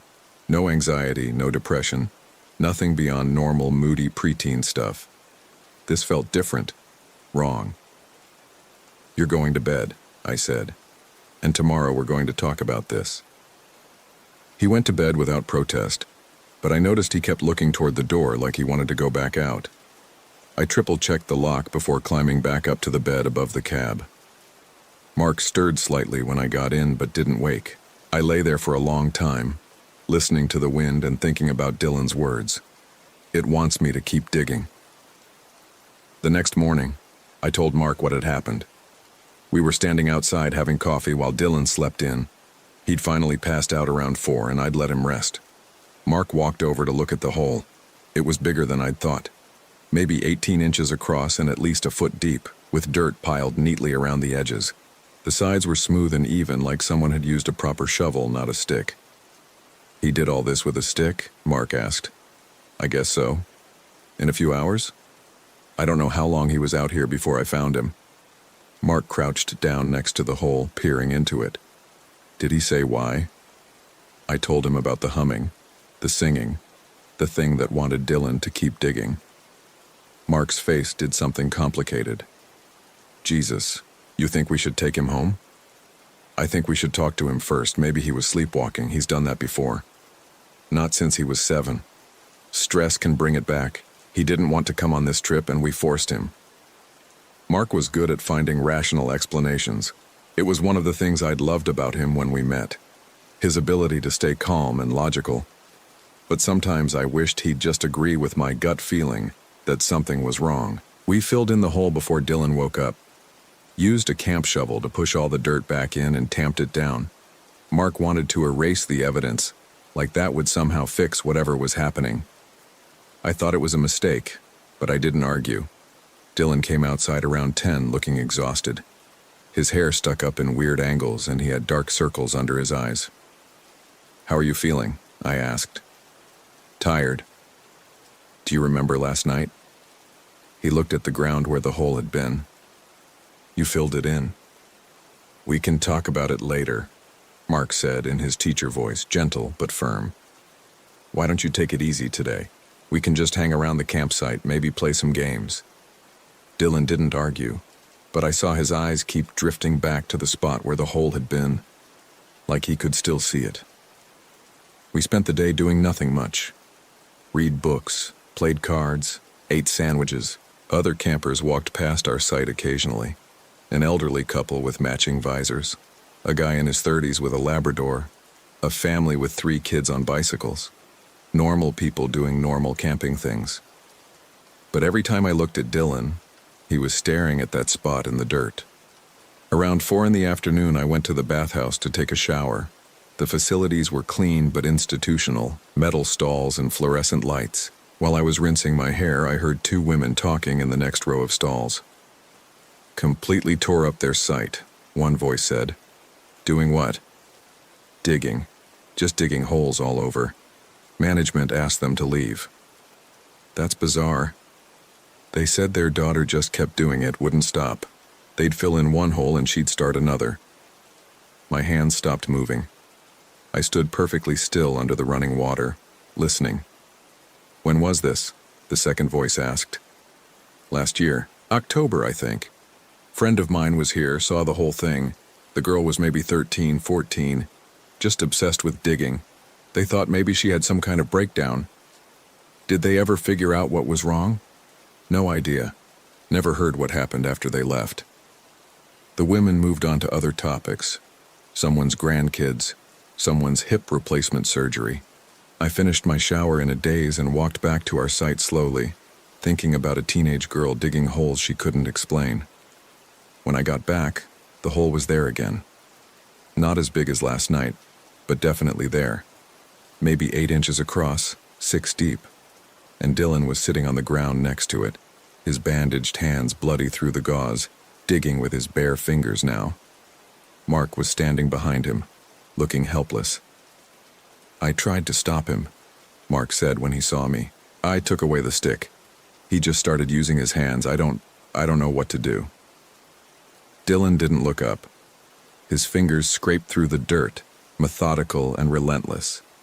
Scratch, scratch, scratch. Blood mixed with the soil, making dark streaks. "Dylan," I said. My voice came out harder than I meant. "Stop." He kept digging. I walked over and grabbed his wrists. "Dylan, stop." He looked up at me, and I barely recognized him. His pupils were huge, almost swallowing the color of his eyes. His face was streaked with dirt and sweat despite the cold air. "It's louder now," he said. "Don't you hear it?" "I don't hear anything." "It's singing. It knows I'm close." "Close to what?" "I don't know. I have to find it." Mark came over and helped me pull Dylan away from the hole. Our son struggled, really struggled, stronger than he should have been. We managed to get him into the RV and locked the door from the inside. Dylan immediately went to the window, pressing his face against the glass, staring out at the hole. "We're leaving," I said to Mark. "Now?" "Now. It's almost 5. We'd be driving in the dark." "I don't care. Something is wrong. We need to go." Mark looked at Dylan, who was whimpering slightly, his bandaged hands pressed against the window. "Okay. Yeah, okay." We started packing. It should have taken 20 minutes, maybe, to disconnect everything and secure the RV for driving, but Dylan made it impossible. He fought us every time we tried to move him away from the window. He screamed when we started disconnecting the water hookup. When Mark went outside to unhook the electric, Dylan actually tried to force the door open, and I had to hold him back with all my weight. "Dylan, please," I said, and I was crying now, because this wasn't my son. This was someone else wearing his face. "I have to finish it," he said. "Please, Mom, please. It needs me. It's been waiting so long." "What's been waiting?" I don't know, but it's so lonely. It's so lonely, and it needs—" He broke off, tilting his head like he was listening to something. His whole body went still. "It says you can't take me away," he whispered. "It says I belong to it now." I will never forget the way he said that. Like it was a simple fact. Like he was telling me the sky was blue. Mark came back inside, breathing hard. "Everything's disconnected. We're ready to—" He stopped when he saw Dylan's face. "What happened?" "We need to go," I said. "Right now." Mark got behind the wheel while I sat in the passenger seat, twisted around to keep an eye on Dylan. Our son had gone quiet, sitting on the fold-out couch with his hands in his lap, staring at nothing. Blood from his torn palms dripped onto his jeans. The RV's engine started. Mark put it in gear, and Dylan lunged. He grabbed the door handle and yanked it open before either of us could react, then threw himself out. We were only moving maybe 5 miles an hour, but he hit the ground hard and rolled. Mark slammed on the brakes, and we both jumped out. Dylan was already running back toward the hole. Mark got to him first, tackling him like he was breaking up a schoolyard fight. They both went down in the dirt, and Dylan was screaming. Not words, just raw sound, animal terror and rage mixed together. I ran over to help, and between the two of us, we dragged him back to the RV. Other campers were coming out now, watching. An older man started walking toward us. "Everything okay?" he called out. "We're fine," Mark shouted back. We're fine." We weren't fine. We manhandled Dylan into the RV, and I held him while Mark drove. Dylan thrashed and sobbed and kept saying, "Please, please, please," over and over. I tried to soothe him, but every word I said seemed to make it worse. We made it maybe 200 yards before the RV shuddered and died. Mark turned the key. Nothing. He tried again. Still nothing. "What the hell?" he muttered, and got out to check the engine. I stayed inside with Dylan, who had stopped fighting and gone limp in my arms. His breathing was rapid and shallow. "Mom," he whispered. "Mom, I'm sorry." "It's okay, baby. It's okay. I can't stop thinking about it. The hole. It's all I can think about. It's in my head now. It won't leave. We're going to get you help. We're going to—" "You should let me finish it," he said. His voice was calm now, reasonable. "It would be easier, then it would stop." "Stop what?" "The singing, the wanting. If I finish the hole, if I find what's down there, it'll stop." Mark came back inside, his face grim. "Distributor cap is cracked. I don't even know how that's possible. It was fine this morning." "Can you fix it?" "Not without a replacement part. We'd need to call someone. There's no cell service." The main office has a landline. I looked down at Dylan, who was staring at me with those huge pupils. I don't want to leave him. I'll stay with him, Mark said. You go call. There's probably a garage in town that can bring a part out. Might take a few hours, but... Dylan started laughing. It was a horrible sound, too old for his voice. Mark and I both stared at him. You can't leave, Dylan said, still laughing. Don't you get it? It won't let you leave, not until I finish. I walked to the office. It was only a few hundred yards, but it felt like miles. The sun was setting behind the mountains, and long shadows stretched across the RV park. Every shadow looked wrong. The office was a small building with fake wood paneling and a bulletin board covered in local attraction flyers. A woman in her 60s sat behind the desk, doing a crossword puzzle. Help you? She asked without looking up. I need to use the phone. Our RV broke down. Payphone's outside. I don't have change.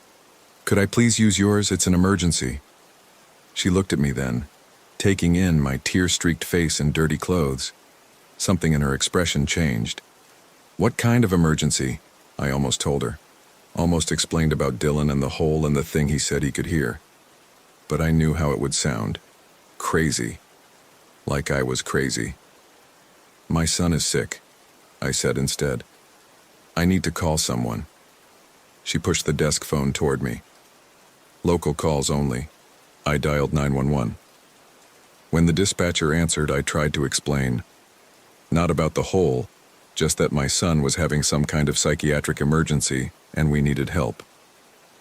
The dispatcher was professional but slow, asking for our location, asking about Dylan's symptoms, asking if he was a danger to himself or others.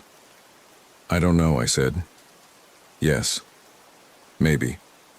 Please, we just need someone to come. They said they'd send a sheriff's deputy and an ambulance. It would take 45 minutes. The nearest hospital was in Cedar City, an hour south. When I got back to the RV, Mark met me at the door. He's in the bathroom, Mark said quietly. He locked himself in about 10 minutes ago. He won't come out. I knocked on the thin bathroom door. Dylan? Honey? Silence. Dylan, please answer me. I'm okay, Mom. His voice sounded muffled. I'm just tired. Open the door. In a minute. Something about the way he said it made my skin crawl. I tried the handle. Locked. Dylan, open this door right now. I need to rest first. I've been so busy. Busy doing what? Digging.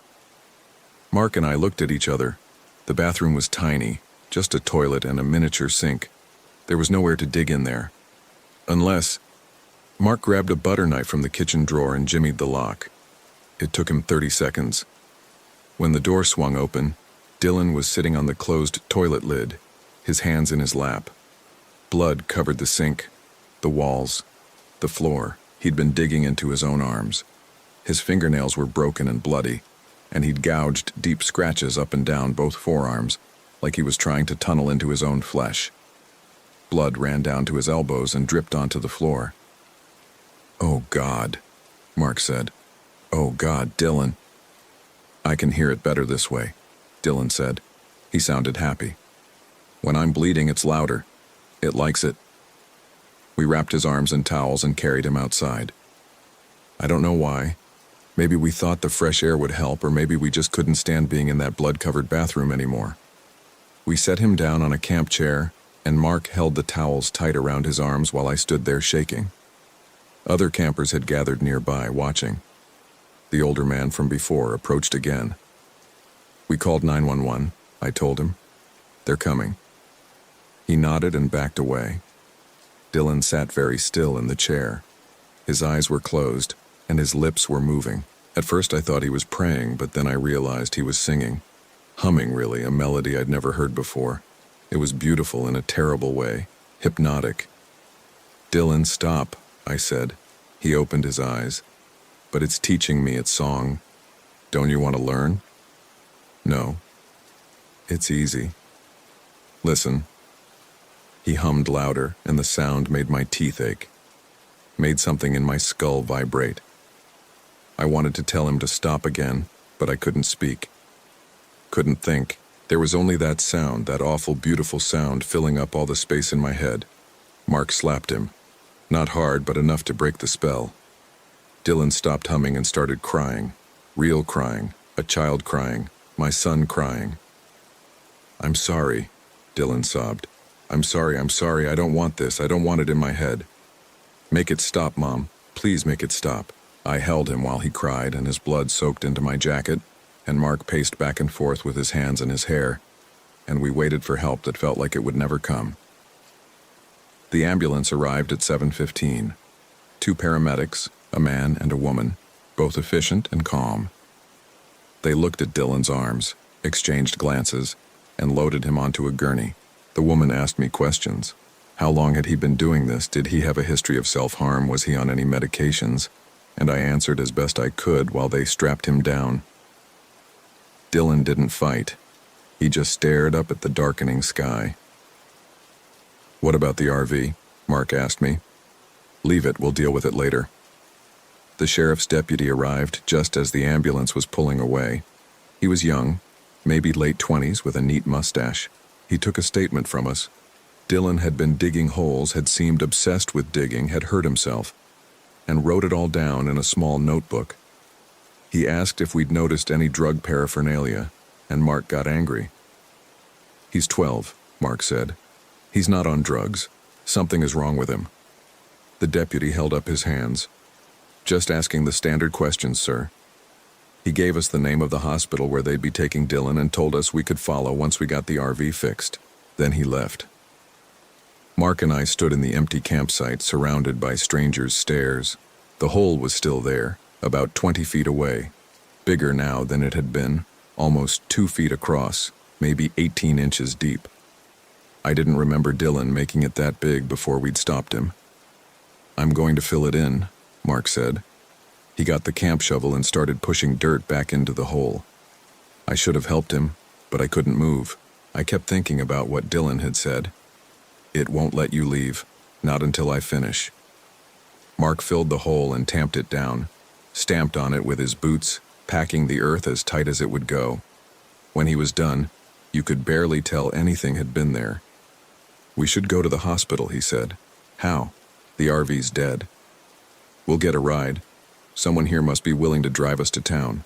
But when Mark went to ask, every camper he approached suddenly remembered somewhere they needed to be. Doors closed, window shades pulled down. Within 10 minutes, the RV park looked deserted, even though half the sites were occupied. We ended up walking to the office again. The woman behind the desk looked at us like we were contagious. "We need a ride to town," Mark said. "Our son is being taken to the hospital." "Can't help you." "Please. We'll pay." I said I can't help you. Best if you folks move on once you get that RV fixed. "What the hell is wrong with everyone?" Mark's voice rose. "Our kid is hurt and no one will—" "You should have left when you had the chance," the woman said. She wasn't looking at us anymore. She was looking past us, out the window. "Should have left when it started, now it's too late." "What are you talking about?" She finally met Mark's eyes. "This happens sometimes. Not often. Every few years, maybe. Somebody starts digging. Can't stop. It gets in their head and won't let go. Best thing is to leave right away before it gets a hold." "But you didn't leave." "How do you know about this?" I asked. "Been managing this park for 20 years. Seen it twice before. First time was a boy, maybe 8 years old. Second time was that girl I mentioned to."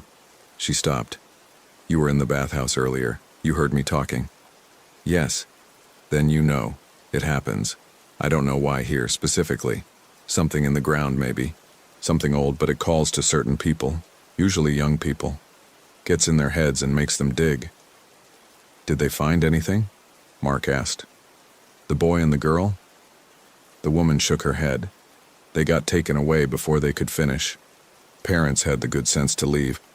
But you stayed, and now—" She gestured vaguely. "Now it's got its hooks in your boy proper. Won't let go easy." "This is insane," Mark said. "Maybe. But your son's bleeding in a hospital right now because he couldn't stop digging, so you tell me what's insane." We stood there in silence for a moment. Then I asked the question I was afraid to ask. What happens if he finishes? If he finds what's down there? Don't know. Never seen anyone finish, but I imagine it's not good. The woman let us use her phone to call the hospital. Dylan was stable, they said, sedated. The cuts on his arms weren't life-threatening. We could come see him in the morning. We spent the night in the RV, the door locked, neither of us sleeping. Every hour or so, one of us would get up and look outside to check on the hole. It stayed filled in, the dirt undisturbed. Around 3 in the morning, I heard Mark get up and go outside. I followed him. He was standing next to where the hole had been, just staring at the ground. "Mark? Do you hear it?" he asked without turning around. My throat went dry. "Hear what?" "The singing." "No, Mark, no, come inside." He tilted his head like Dylan had done. "It's faint, but it's there, like it's coming from far underground. It's beautiful, Emma. Why can't you hear it?" I grabbed his arm. "Mark, look at me." He turned, and his eyes were normal. No huge pupils. Just tired and scared. "I'm joking," he said. "Bad joke, sorry." But I'd seen his face before he turned, and I knew he wasn't joking. The garage in town sent someone out the next morning with a new distributor cap. Fixed the RV in 20 minutes. We paid cash and didn't talk to anyone at the park office, just got in and left. The drive to Cedar City took an hour. Mark drove. I sat in the passenger seat watching the landscape roll past, red rocks and pine forests giving way to high desert. My phone got service again about 30 miles out, and it immediately lit up with messages from work, from friends, from Dylan's school. I ignored all of them. At the hospital, a doctor met us in the waiting room. She was a small woman with graying hair and kind eyes. "Your son is stable," she said. "We've cleaned and bandaged his wounds, given him fluids and a mild sedative. But I need to talk to you about his mental state." "Okay," I said. "He's experiencing what we call intrusive thoughts. Obsessive, persistent ideation that he can't control. He keeps talking about needing to dig, needing to finish something. He's quite agitated when we prevent him from trying to harm himself further. We'd like to keep him for psychiatric evaluation, possibly transfer him to a facility better equipped for—" "We want to take him home," Mark said. The doctor looked at him. "I don't think that's advisable right now. We're taking him home. Mr. Davis, he's our son. We're taking him home." The doctor pressed her lips together but didn't argue further. She had them discharge Dylan into our care with a list of psychiatrists and a prescription for anti-anxiety medication. They brought Dylan out in a wheelchair even though he could walk. His arms were wrapped in clean white bandages and he looked small, young. He saw us and started crying. "I'm sorry," he said. "I'm so sorry, Mom. Dad." "It's okay," I told him. "We're going home. What if it doesn't stop?" "It will. But what if it doesn't?" I didn't have an answer for that. The drive home took 6 hours. Dylan slept most of the way, the medication keeping him under. Mark and I barely spoke. What was there to say? We got home after dark. Our house looked small and shabby compared to how I'd remembered it. Mark helped Dylan inside and got him into bed while I unloaded the RV. Most of our stuff was still packed. I couldn't face unpacking it. Dylan stayed home from school for a week. We took him to a psychiatrist who diagnosed him with acute stress disorder and adjusted his medication. The digging obsession faded gradually. By the second week, he could go hours without mentioning it. By the third, he seemed almost normal. But I'd catch him sometimes, staring out the window at our backyard, at the grass. His hands would twitch, like they wanted to hold a shovel, and I knew what he was thinking about. That was 3 months ago. Dylan went back to school after Thanksgiving. He's doing okay, seeing the psychiatrist weekly. The scratches on his arms have healed into thin white scars. His teachers say he's a little withdrawn but managing his coursework fine. Mark and I are still together. Barely. We don't talk about Utah. It sits between us like a wall made of things we can't say. Last week I was putting away laundry in Dylan's room and found something under his bed. A notebook, the kind he uses for school, with a mottled black and white cover. I opened it. Every page was covered in sketches. Hundreds of sketches, all of the same thing. Holes in the ground, different sizes, different angles, but all clearly the same hole. The one he'd started digging at Duck Creek Village. And on the last page, written over and over in tiny handwriting until it covered the entire sheet. I can still hear it. I can still hear it. I can still hear it. I can still hear it. I put the notebook back under his bed. I haven't told Mark. This morning, I woke up early and looked out our bedroom window. Dylan was in the backyard, squatting in the grass near the fence. He had a garden trowel in his hands, one of mine from the garage. He was digging. I watched him for 5 minutes before going downstairs. When I opened the back door, he looked up at me. His eyes were clear, normal. "Just pulling weeds," he said, and held up a dandelion root. "You said you wanted the yard to look nicer." "Okay," I said. "Don't stay out too long. It's cold." "I won't." But when he looked back at the ground, I saw his hands tighten on the trowel, saw the muscles in his jaw clench, and I knew he was lying, because I'd looked at the spot where he was digging. There were no weeds there, just a small hole maybe 4 inches across, perfectly round, exactly like the one he'd started in Utah. I'm writing this because I don't know what else to do. The psychiatrist says Dylan is improving, but I can see it in his eyes, the wanting, the need. It hasn't gone away. It's just been waiting. And sometimes, late at night when the house is quiet, I think I can hear it too. Faint and far away, like it's coming from deep in the earth. A sound like singing, like something calling. I tell myself I'm imagining it, that it's just stress, just worry about my son, just my mind playing tricks. But every night, it gets a little louder, a little clearer. And this morning, when I was making breakfast, I found myself staring at the backyard through the kitchen window, at the grass, at the soil beneath it, wondering what it would feel like to dig, just a little, just to see, just to know if there's really something down there. My hands are shaking as I write this. I can feel the desire building in my chest, that need to know, to find, to finish what Dylan started. I keep thinking about the hole, about how easy it would be to go outside with a shovel, to make a deeper hole, to reach down and down until I find whatever is calling. Mark is at work. Dylan is at school. The house is empty. I should call someone, the psychiatrist, a friend, anyone. But I don't want to. I want to go outside. I want to dig. It's in my head now, just like Dylan said, the singing, the wanting. And I think I finally understand what my son has been hearing all these months. It sounds like home. Story 5. My name is Nathan Hill.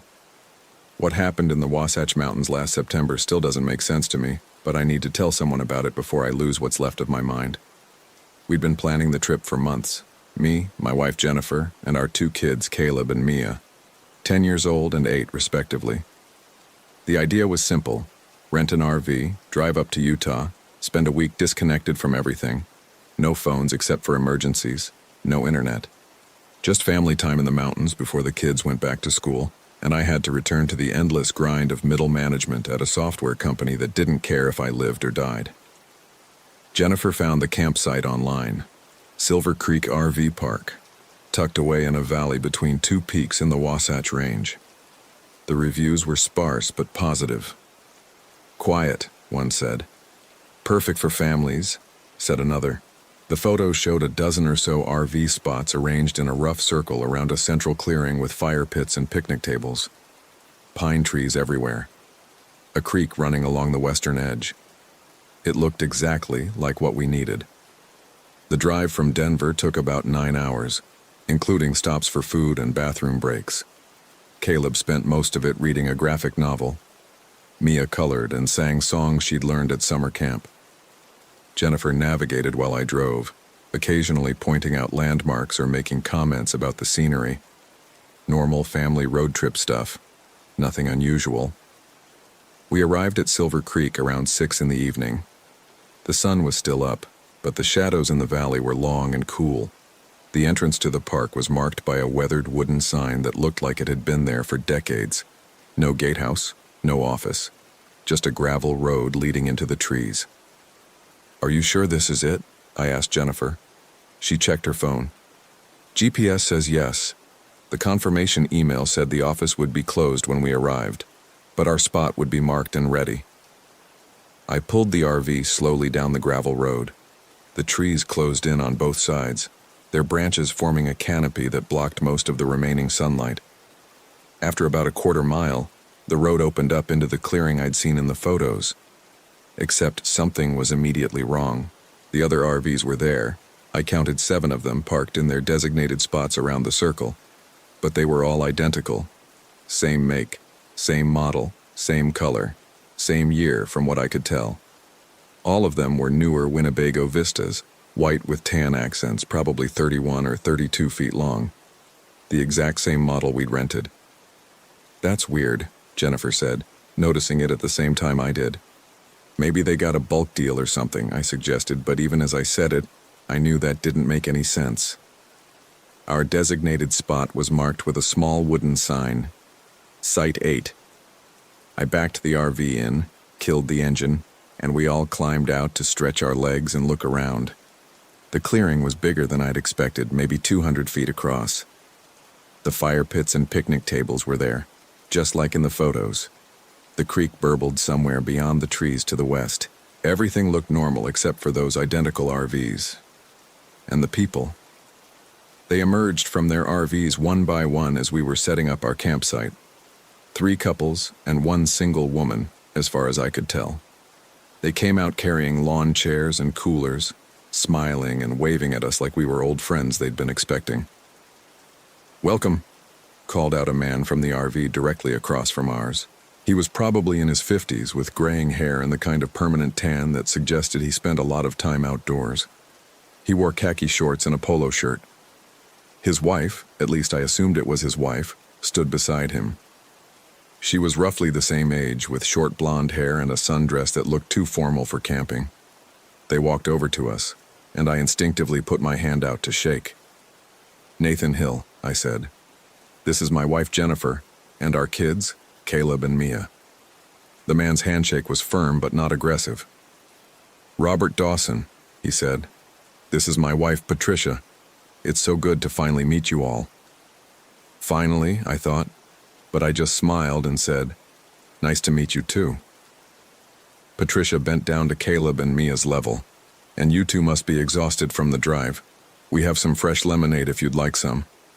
"That's very kind," Jennifer said, "but we should probably get settled in first. Maybe later?"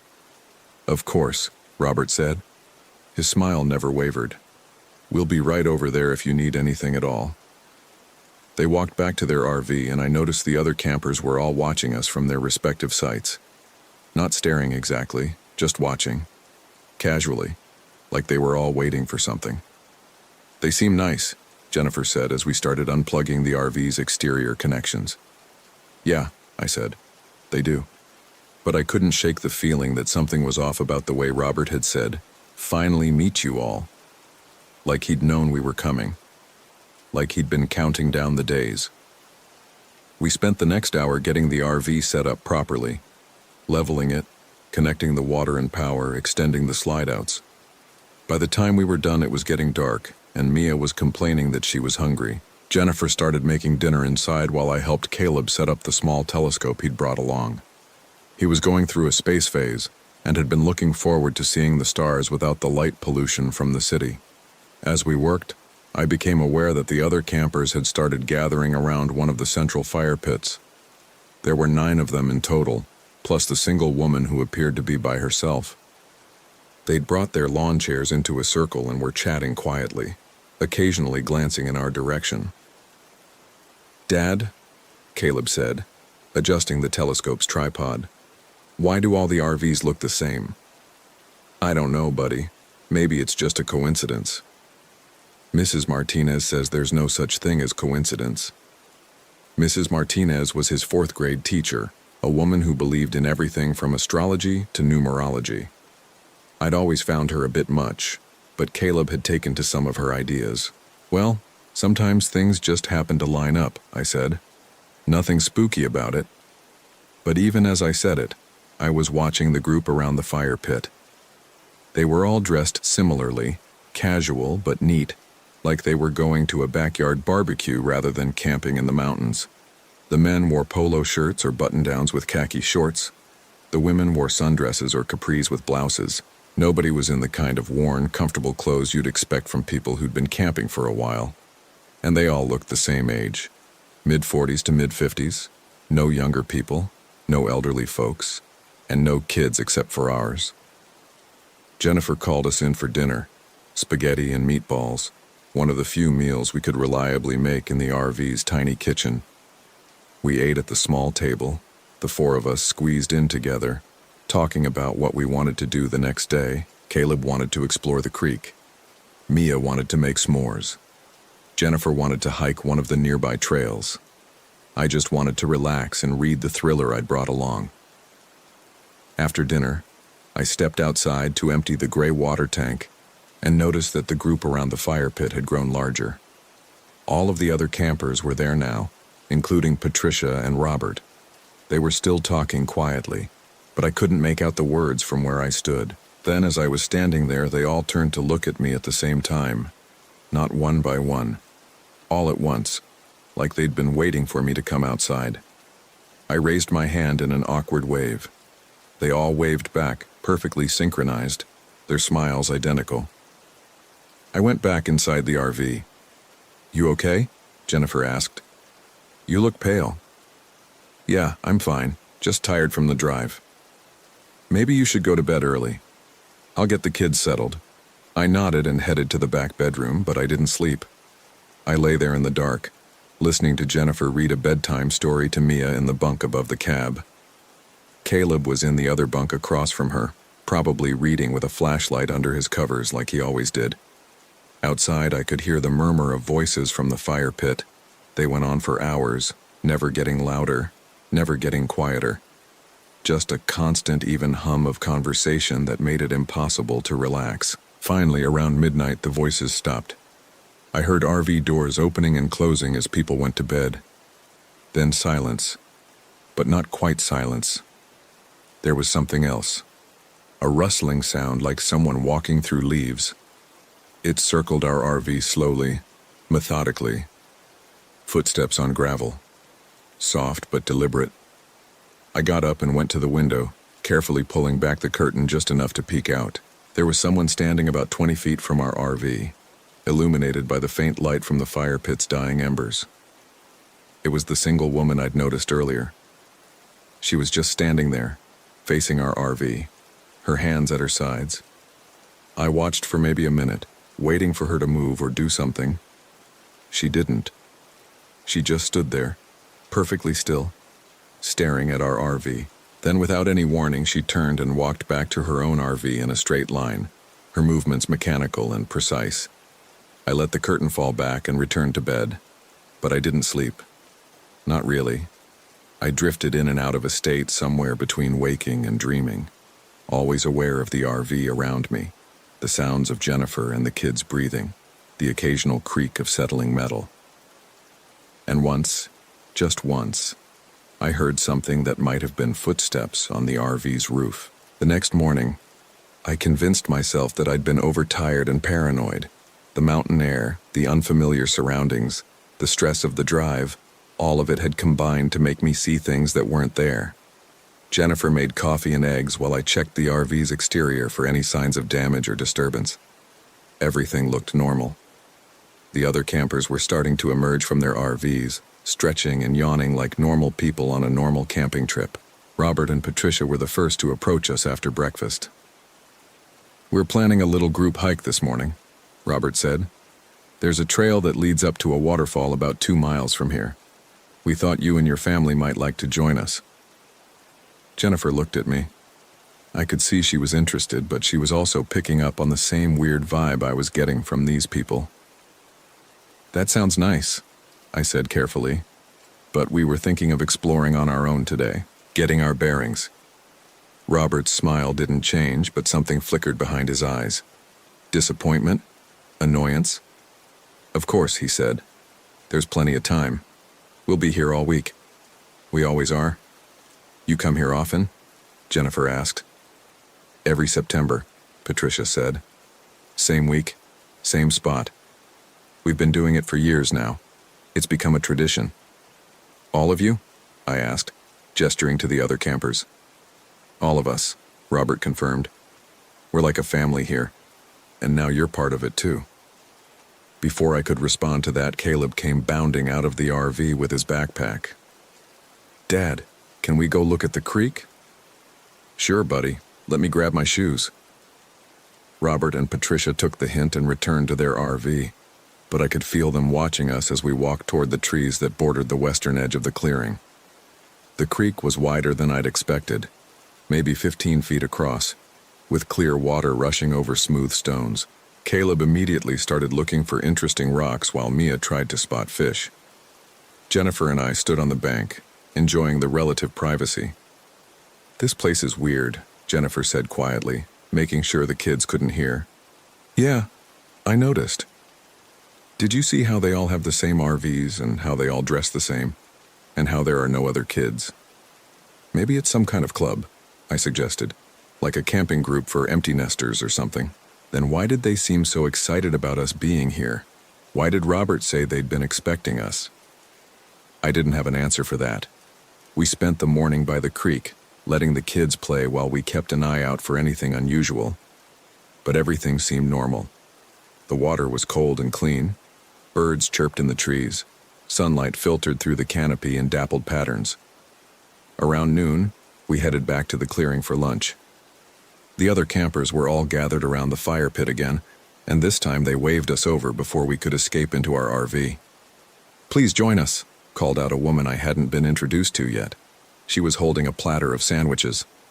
We made plenty. Jennifer and I exchanged glances. It would be rude to refuse, and besides, the sandwiches did look good. Sure, I said. Thanks. They'd set up a whole spread on the picnic tables. Sandwiches, potato salad, chips, cookies, and lemonade. It was more food than 9 people could reasonably eat, like they'd been planning for a larger group. As we sat down, the introductions began. Besides Robert and Patricia, there was Michael and Susan, a couple who claimed they were both accountants. There was James and Linda, who said they were teachers. The single woman was named Margaret, and she worked in real estate. Everyone was friendly and polite, asking us questions about where we were from and what we did for work, but the questions felt rehearsed, like they already knew the answers and were just going through the motions. At one point, Michael leaned across the table and said to me, "You work in software, right? Middle management?" I froze. "How did you know that?" He blinked, and for just a second his smile faltered. You must have mentioned it when you arrived yesterday." I didn't. The table went quiet. Everyone was looking at Michael, then at me, then back at Michael. "Well," he said, recovering, "Patricia must have mentioned it. You told her, right?" I hadn't told Patricia anything about my job. In fact, I'd barely spoken to her beyond the initial greeting. "Yeah," I said slowly. "I must have." The conversation resumed, but the mood had shifted. Jennifer's hand found mine under the table and squeezed hard. After lunch, I made an excuse about needing to fix something on the RV, and we extracted ourselves from the group. As soon as we were inside with the door closed, Jennifer turned to me. "We need to leave." "I know." "I'm serious, Nathan. This isn't right. These people know things about us they shouldn't know. Maybe someone did a background check or something. Maybe they Googled us before we arrived. Why would they do that?" I didn't have an answer. Caleb and Mia were in the back, oblivious to our concern, arguing over whose turn it was to choose the movie for afternoon quiet time. I envied them their ignorance. "Let's give it one more day," I said. "If anything else weird happens, we'll pack up tomorrow morning and find another campsite." Jennifer didn't look happy about it, but she nodded. That afternoon I tried to read my thriller, but I couldn't focus. I kept glancing out the window at the other campers. They'd dispersed back to their individual RVs. but every now and then I'd see one of them emerge, look directly at our RV for a few seconds, then go back inside. Around 4, Robert knocked on our door. "Sorry to bother you," he said when I opened it, "but we're planning a bonfire tonight. We thought it would be nice for the whole group to get together. We do it every year on the second night." "Thanks," I said, "but I think we're going to have a quiet night in. The kids are tired." Robert's expression didn't change, but his voice took on a harder edge. "It's tradition. We really do hope you'll join us." "We'll think about it," I said, and closed the door before he could argue. Through the window, I watched him stand there for a moment, staring at the closed door before finally walking away. "We're leaving first thing tomorrow," I told Jennifer. She didn't argue. We made dinner, got the kids ready for bed early, and settled in for the night. I was determined to leave at dawn before the others were up, before they could try to stop us or convince us to stay. But around 9, there was another knock at the door. I looked out the window first this time. All 9 of the other campers were standing outside our RV, arranged in a semicircle. They were holding candles, the flames casting strange shadows across their faces. "Nathan," Robert called out, "we need to talk to you. It's important." "Not interested," I called back. "You don't understand. You're supposed to be here. It's why we've been waiting." "Waiting for what?" "For you. For your family. It has to be a family. That's always been the rule." I turned to Jennifer. She'd gone pale and was already pulling Mia close. Caleb had come out of his bunk and was standing in the hallway looking scared. "Dad, what's happening?" "Nothing, buddy. Just some weird people. Get your sister and go to the back bedroom. Lock the door." He nodded and took Mia's hand, leading her away. I turned back to the window. The campers were still standing there, waiting patiently. "We're not interested in whatever you're doing," I said through the door. "We're leaving in the morning." "You can't leave," Patricia said. Her voice was calm, almost soothing. "You agreed to come here. You signed the contract." "What contract? We just rented a campsite." "Look at the confirmation email. Read the fine print." I grabbed Jennifer's phone and pulled up the email from Silver Creek RV Park. At the bottom, below the site number and check-in instructions, there was a paragraph in tiny text that I'd never noticed before. "By accepting this reservation, the guest agrees to participate in all group activities as required by the Silver Creek community. Failure to participate may result in penalties as outlined in Section 47 of the Silver Creek Charter. All decisions made by the community are final and binding." "What the hell is this?" I muttered. "It's your agreement," Robert said. He must have heard me through the door. "You're part of the community now, just like we all are. I didn't agree to anything." "But you did. You came here. You accepted the reservation. That's all we needed." I looked around the RV, trying to think. We couldn't just drive out. They were blocking the only exit, and even if I could maneuver around them, I'd probably hit someone. I could call the police, but we were in the middle of nowhere, and by the time anyone arrived, who knew what could happen? "What do you want from us?" Jennifer asked, her voice shaking. There was a long pause. Then Margaret, the single woman, stepped forward. "We want you to understand," she said. "We want you to accept your place. Every year we come here. Every year we wait for the new family. And when they arrive, we welcome them. We share everything with them, our knowledge, our purpose, our responsibility." "Responsibility for what?" "For keeping this place alive. For feeding it. For giving it what it needs." I felt my blood run cold. "We're not feeding anything," I said. "You don't have a choice," Robert said. "None of us did. We were all like you once. We came here thinking it was just a camping trip, but Silver Creek chose us. And now it's chosen you." The candles flickered in unison, as if responding to his words. "Here's what's going to happen," Robert continued. "Tonight you're going to join us at the bonfire. We're going to explain everything, and tomorrow when the sun rises, you'll understand. You'll see what we've seen. You'll know what we know. And then you'll become part of us. Part of the community." "And if we refuse?" Robert's smile finally faltered. The valley doesn't like refusal. As if to punctuate his words, the ground beneath the RV shuddered. It was subtle, just a slight tremor, but enough to make the dishes rattle in the cabinets. "It's not an earthquake," Patricia said, reading my thoughts. "It's Silver Creek, it's waking up." Another tremor, stronger this time. The RV rocked slightly on its suspension. From the back bedroom, I heard Mia start to cry. "Stop it," I said. "Whatever you're doing, stop it." "We're not doing anything," Margaret said. "The valley is. It knows you're resisting. It doesn't like that." The tremors continued, growing stronger. Books fell from shelves. The water in our glasses sloshed over the edges. Jennifer grabbed onto the counter to steady herself.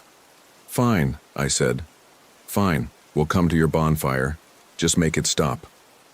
Immediately, the tremors ceased. The RV settled back into stillness, as if nothing had happened.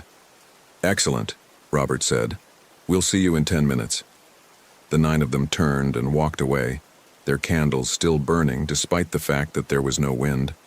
Jennifer looked at me with pure terror in her eyes. "We can't go out there. I don't think we have a choice." "There's always a choice. We'll barricade ourselves in. We'll wait until morning and make a run for it." "And if the tremors come back? What if they get worse? What if the whole RV tips over with the kids inside?" She didn't have an answer for that. I went to the back bedroom and unlocked the door. Caleb and Mia were huddled together on the bed, Mia still crying softly. Caleb had his arm around her, trying to be brave, but I could see the fear in his eyes. "It's okay," I said, sitting down next to them. "We're going to go outside for a little bit, talk to these people, find out what they want, and then we're going to leave." "I don't want to go out there," Mia said. "I know, sweetheart, but we have to. Just for a little while. I promise I won't let anything happen to you." It was a promise I had no idea if I could keep. We put on our shoes and jackets, Jennifer holding Mia's hand and me holding Caleb's. When we stepped outside, the 9 campers were already gathered around the central fire pit. The bonfire was enormous, maybe 10 feet high, the flames dancing wildly despite the still air. They'd arranged logs around the fire in a circle, and as we approached, they gestured for us to sit. We took our places, the 4 of us huddled together on one log while the others spread out around us. "Thank you for joining us," Robert said, standing in front of the fire so that his shadow stretched long and distorted behind him. "We know this is difficult. We remember how hard it was for us when we first learned the truth." "What truth?" Jennifer asked. Robert gestured to the valley around us, the mountains rising on either side, the creek burbling in the darkness beyond the trees. "Silver Creek isn't just a place," he said. "It's alive, conscious, ancient. It's been here long before humans walked these mountains, and it will be here long after we're gone. But it needs something from us. It needs our energy, our fear, our sacrifice." "Sacrifice?" I said. "What kind of sacrifice?" "Not death," Patricia interjected quickly. "We're not talking about killing anyone. The valley doesn't work that way. What it needs is for us to give up our old lives, our old identities, to become part of it completely." "That's insane," Jennifer said. "Is it?" Michael asked. "Think about your life back home, the job you hate, the traffic, the bills, the constant stress, the feeling that you're just going through the motions day after day, never really living. Silver Creek offers something different: peace, purpose, community."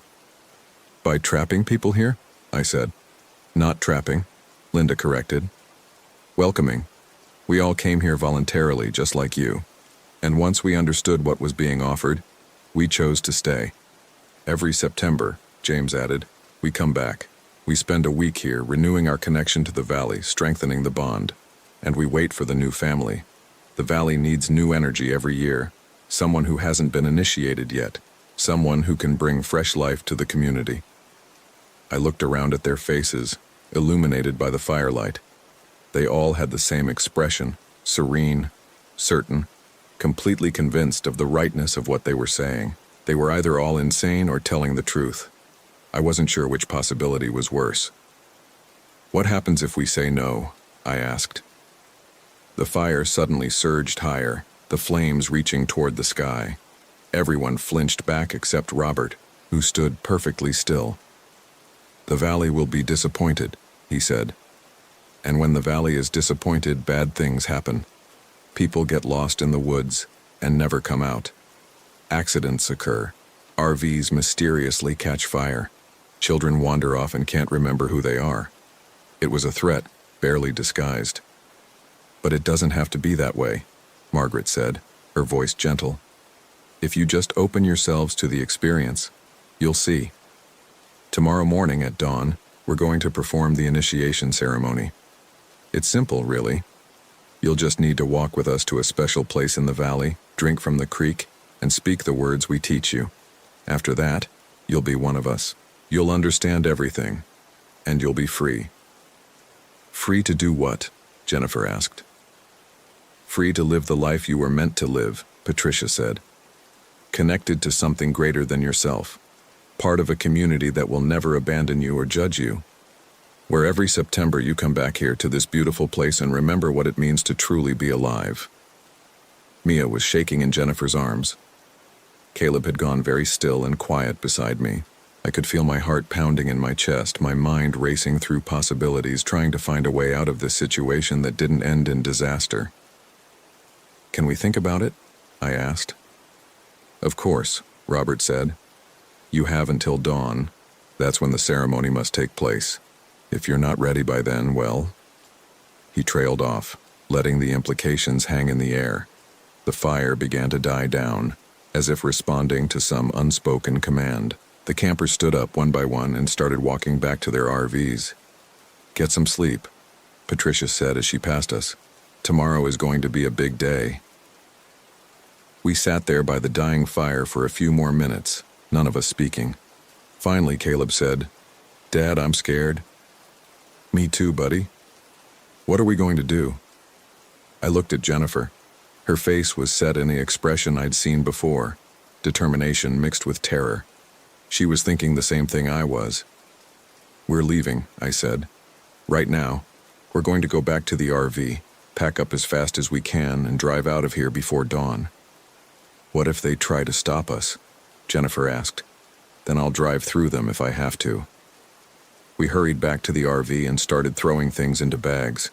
We didn't bother with organization or care. We just grabbed clothes, toiletries, food, anything we might need, and shoved it into whatever container was nearby. The kids helped, moving quickly and quietly, understanding without being told that speed was essential. It took us maybe 20 minutes to get packed. I started the RV's engine, praying it would turn over on the first try. It did, rumbling to life with a reassuring vibration. But as I put the vehicle in gear and started to pull forward, headlights blazed to life all around us. The other 8 RVs had all started their engines simultaneously, and they were blocking every possible exit from the clearing.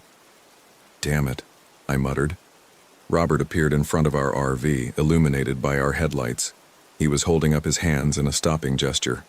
I pressed down on the horn, long and loud, hoping to intimidate him into moving. He didn't budge.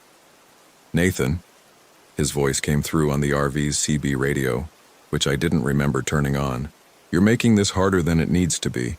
Just accept it. Accept what's being offered." "Move your RV," I said into the CB. "I can't do that. None of us can. We have our responsibilities to the valley. If you try to leave, you'll force us to take more drastic measures." "Like what?" "Like showing you what happens to people who refuse the valley's gift." The passenger door of Robert's RV opened, and someone stepped out. At first I thought it was another member of their group, but as the figure moved into the light, I realized it was wrong.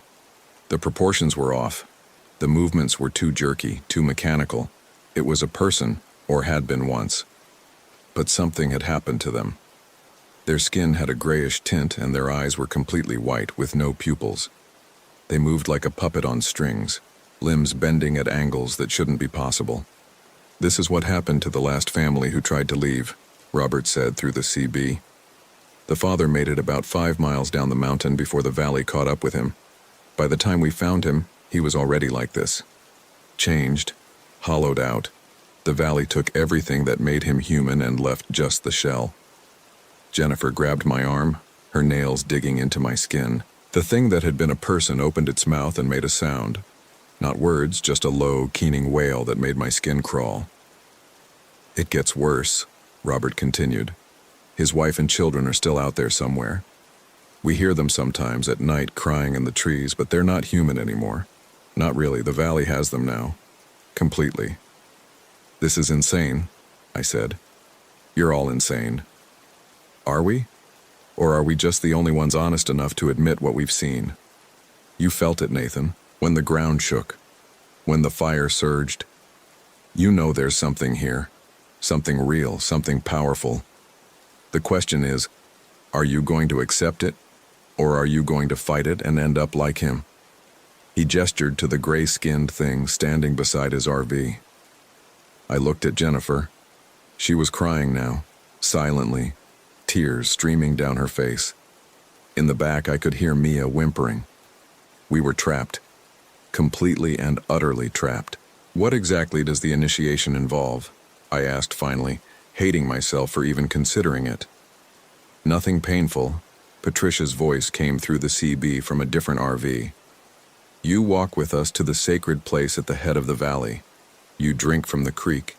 You speak the words. And then you're one of us. The valley will recognize you as part of the community. You'll be protected.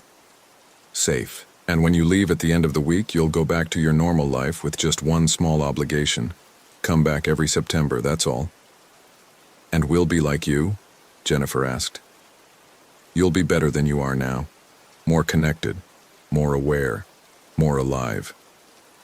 I wanted to believe it was a trick, a con, some elaborate prank. But I'd seen the tremors. I'd felt the presence in the valley, the sense of something vast and ancient watching us, and I'd seen the thing that had been a person, standing there with its empty white eyes. "Okay," I said. "We'll do it." "Nathan, no." Jennifer started, but I held up my hand. "We don't have a choice. Not really. If we refuse, we end up like that. If we try to run, the valley catches us. At least this way, we might have a chance." She didn't argue, but I could see the betrayal in her eyes. I was giving up, surrendering, taking the easy way out. Maybe I was, but I couldn't see another option. "Excellent," Robert said. "We'll begin at dawn. Get some rest, you're going to need it." The headlights around us went dark, one by one, until we were sitting in darkness broken only by the faint glow of the dying bonfire. I killed our engine, and we sat there in silence for a long time. Finally, Caleb said, "Dad, are we going to be okay?" I wanted to tell him yes. I wanted to promise that everything would be fine, that this was all just a weird misunderstanding, that we'd laugh about it someday. But I couldn't lie to him. "I don't know, buddy. I really don't know." We didn't sleep that night. How could we? We sat together in the main cabin of the RV, watching the sky slowly lighten through the windows, waiting for dawn. Around 5:30, there was a knock at the door. Robert, of course. "It's time," he said. We put on our shoes and followed him out into the gray pre-dawn light. The other campers were already gathered, forming a line that led toward the eastern edge of the clearing, where the valley narrowed and the trees grew thick. Margaret handed each of us a small cup filled with water from the creek. "Drink this now," she said. "It will help you be more receptive to what's about to happen." The water was ice cold and tasted faintly of minerals. I made sure Caleb and Mia only took small sips, but Jennifer and I drank the whole cup. If something was going to happen to us, we wanted to be the ones it happened to, not our children. We walked. The path was narrow and winding, leading up into the mountains. The trees closed in on either side, their branches forming a canopy overhead that blocked out most of the emerging sunlight. I kept Caleb's hand in mine, and Jennifer kept hold of Mia. Behind us, I could hear the other campers following, their footsteps perfectly synchronized. After maybe 20 minutes of climbing, we emerged into a small clearing. In the center was a pool of water, fed by a waterfall that cascaded down from the rocks above. The water was crystal clear, and in the center of the pool was a flat stone, like a natural altar. "This is the heart of the valley," Robert said, his voice taking on an almost reverent tone. This is where the valley speaks to us, where it chooses us. He gestured for us to approach the pool.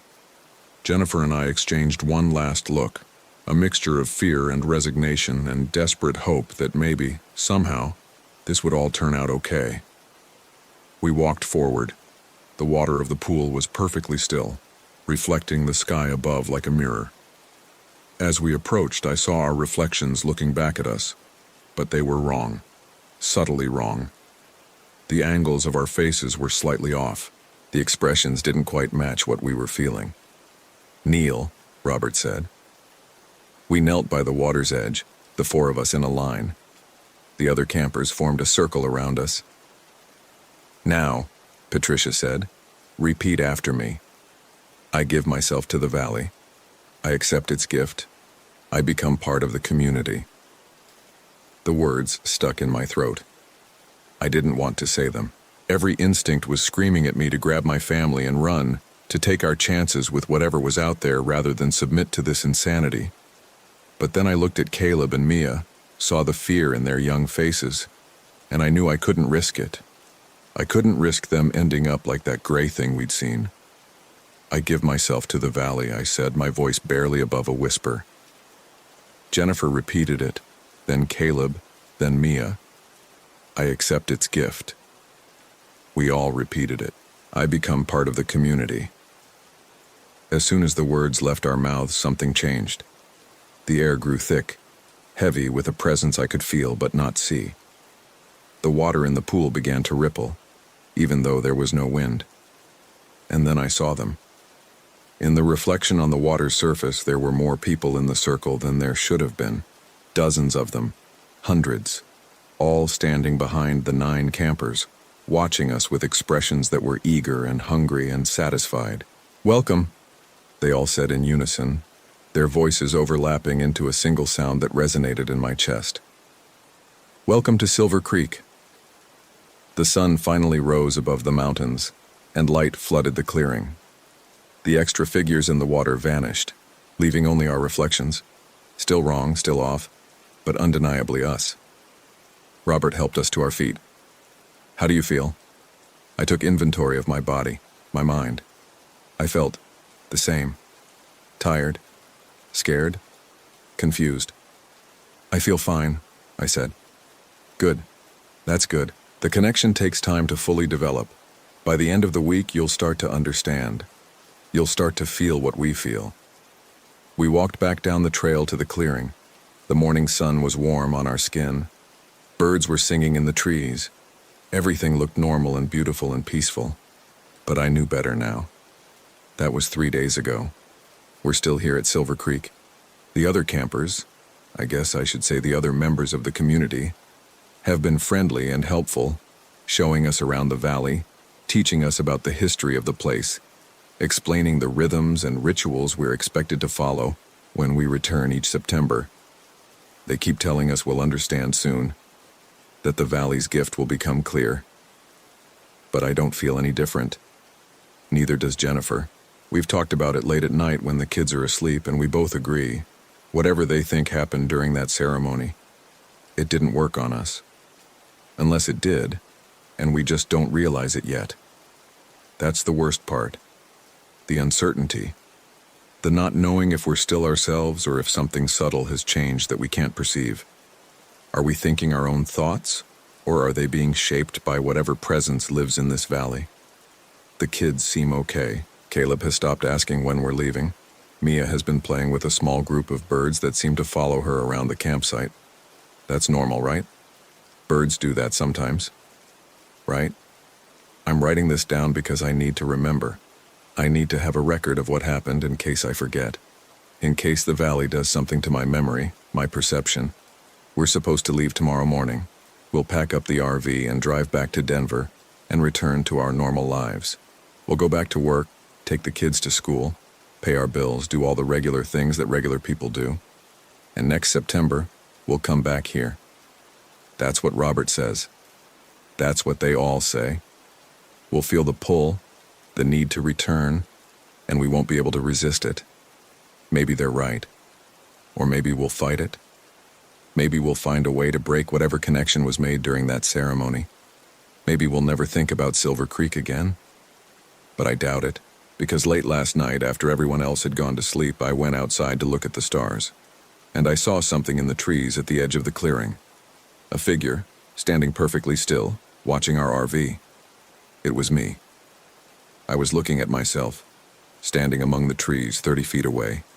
Same face, same posture, same clothes.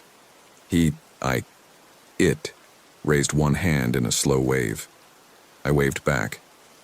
Then I went inside the RV and locked the door and didn't come back out until morning. I told myself it was a dream, a hallucination, the stress of the past few days catching up with me. But I know better. The valley has us now. It gave us back to ourselves, but it kept something, a piece, a reflection, a shadow. And I think that when we leave tomorrow, something will be coming with us. Riding along in the RV, invisible and patient, waiting for September to come around again so it can lead us back here. To Silver Creek. To home. My name is Nathan Hill, and I don't know if I'm still me anymore. But I had to write this down while I still could, while the words are still mine. If you're reading this, if you ever get an invitation to camp at Silver Creek RV Park in the Wasatch Mountains, don't go. Don't sign the contract. Don't drink from the creek. And whatever you do, don't look too closely at your reflection in still water. You might not like what looks back. We're leaving tomorrow morning, I think.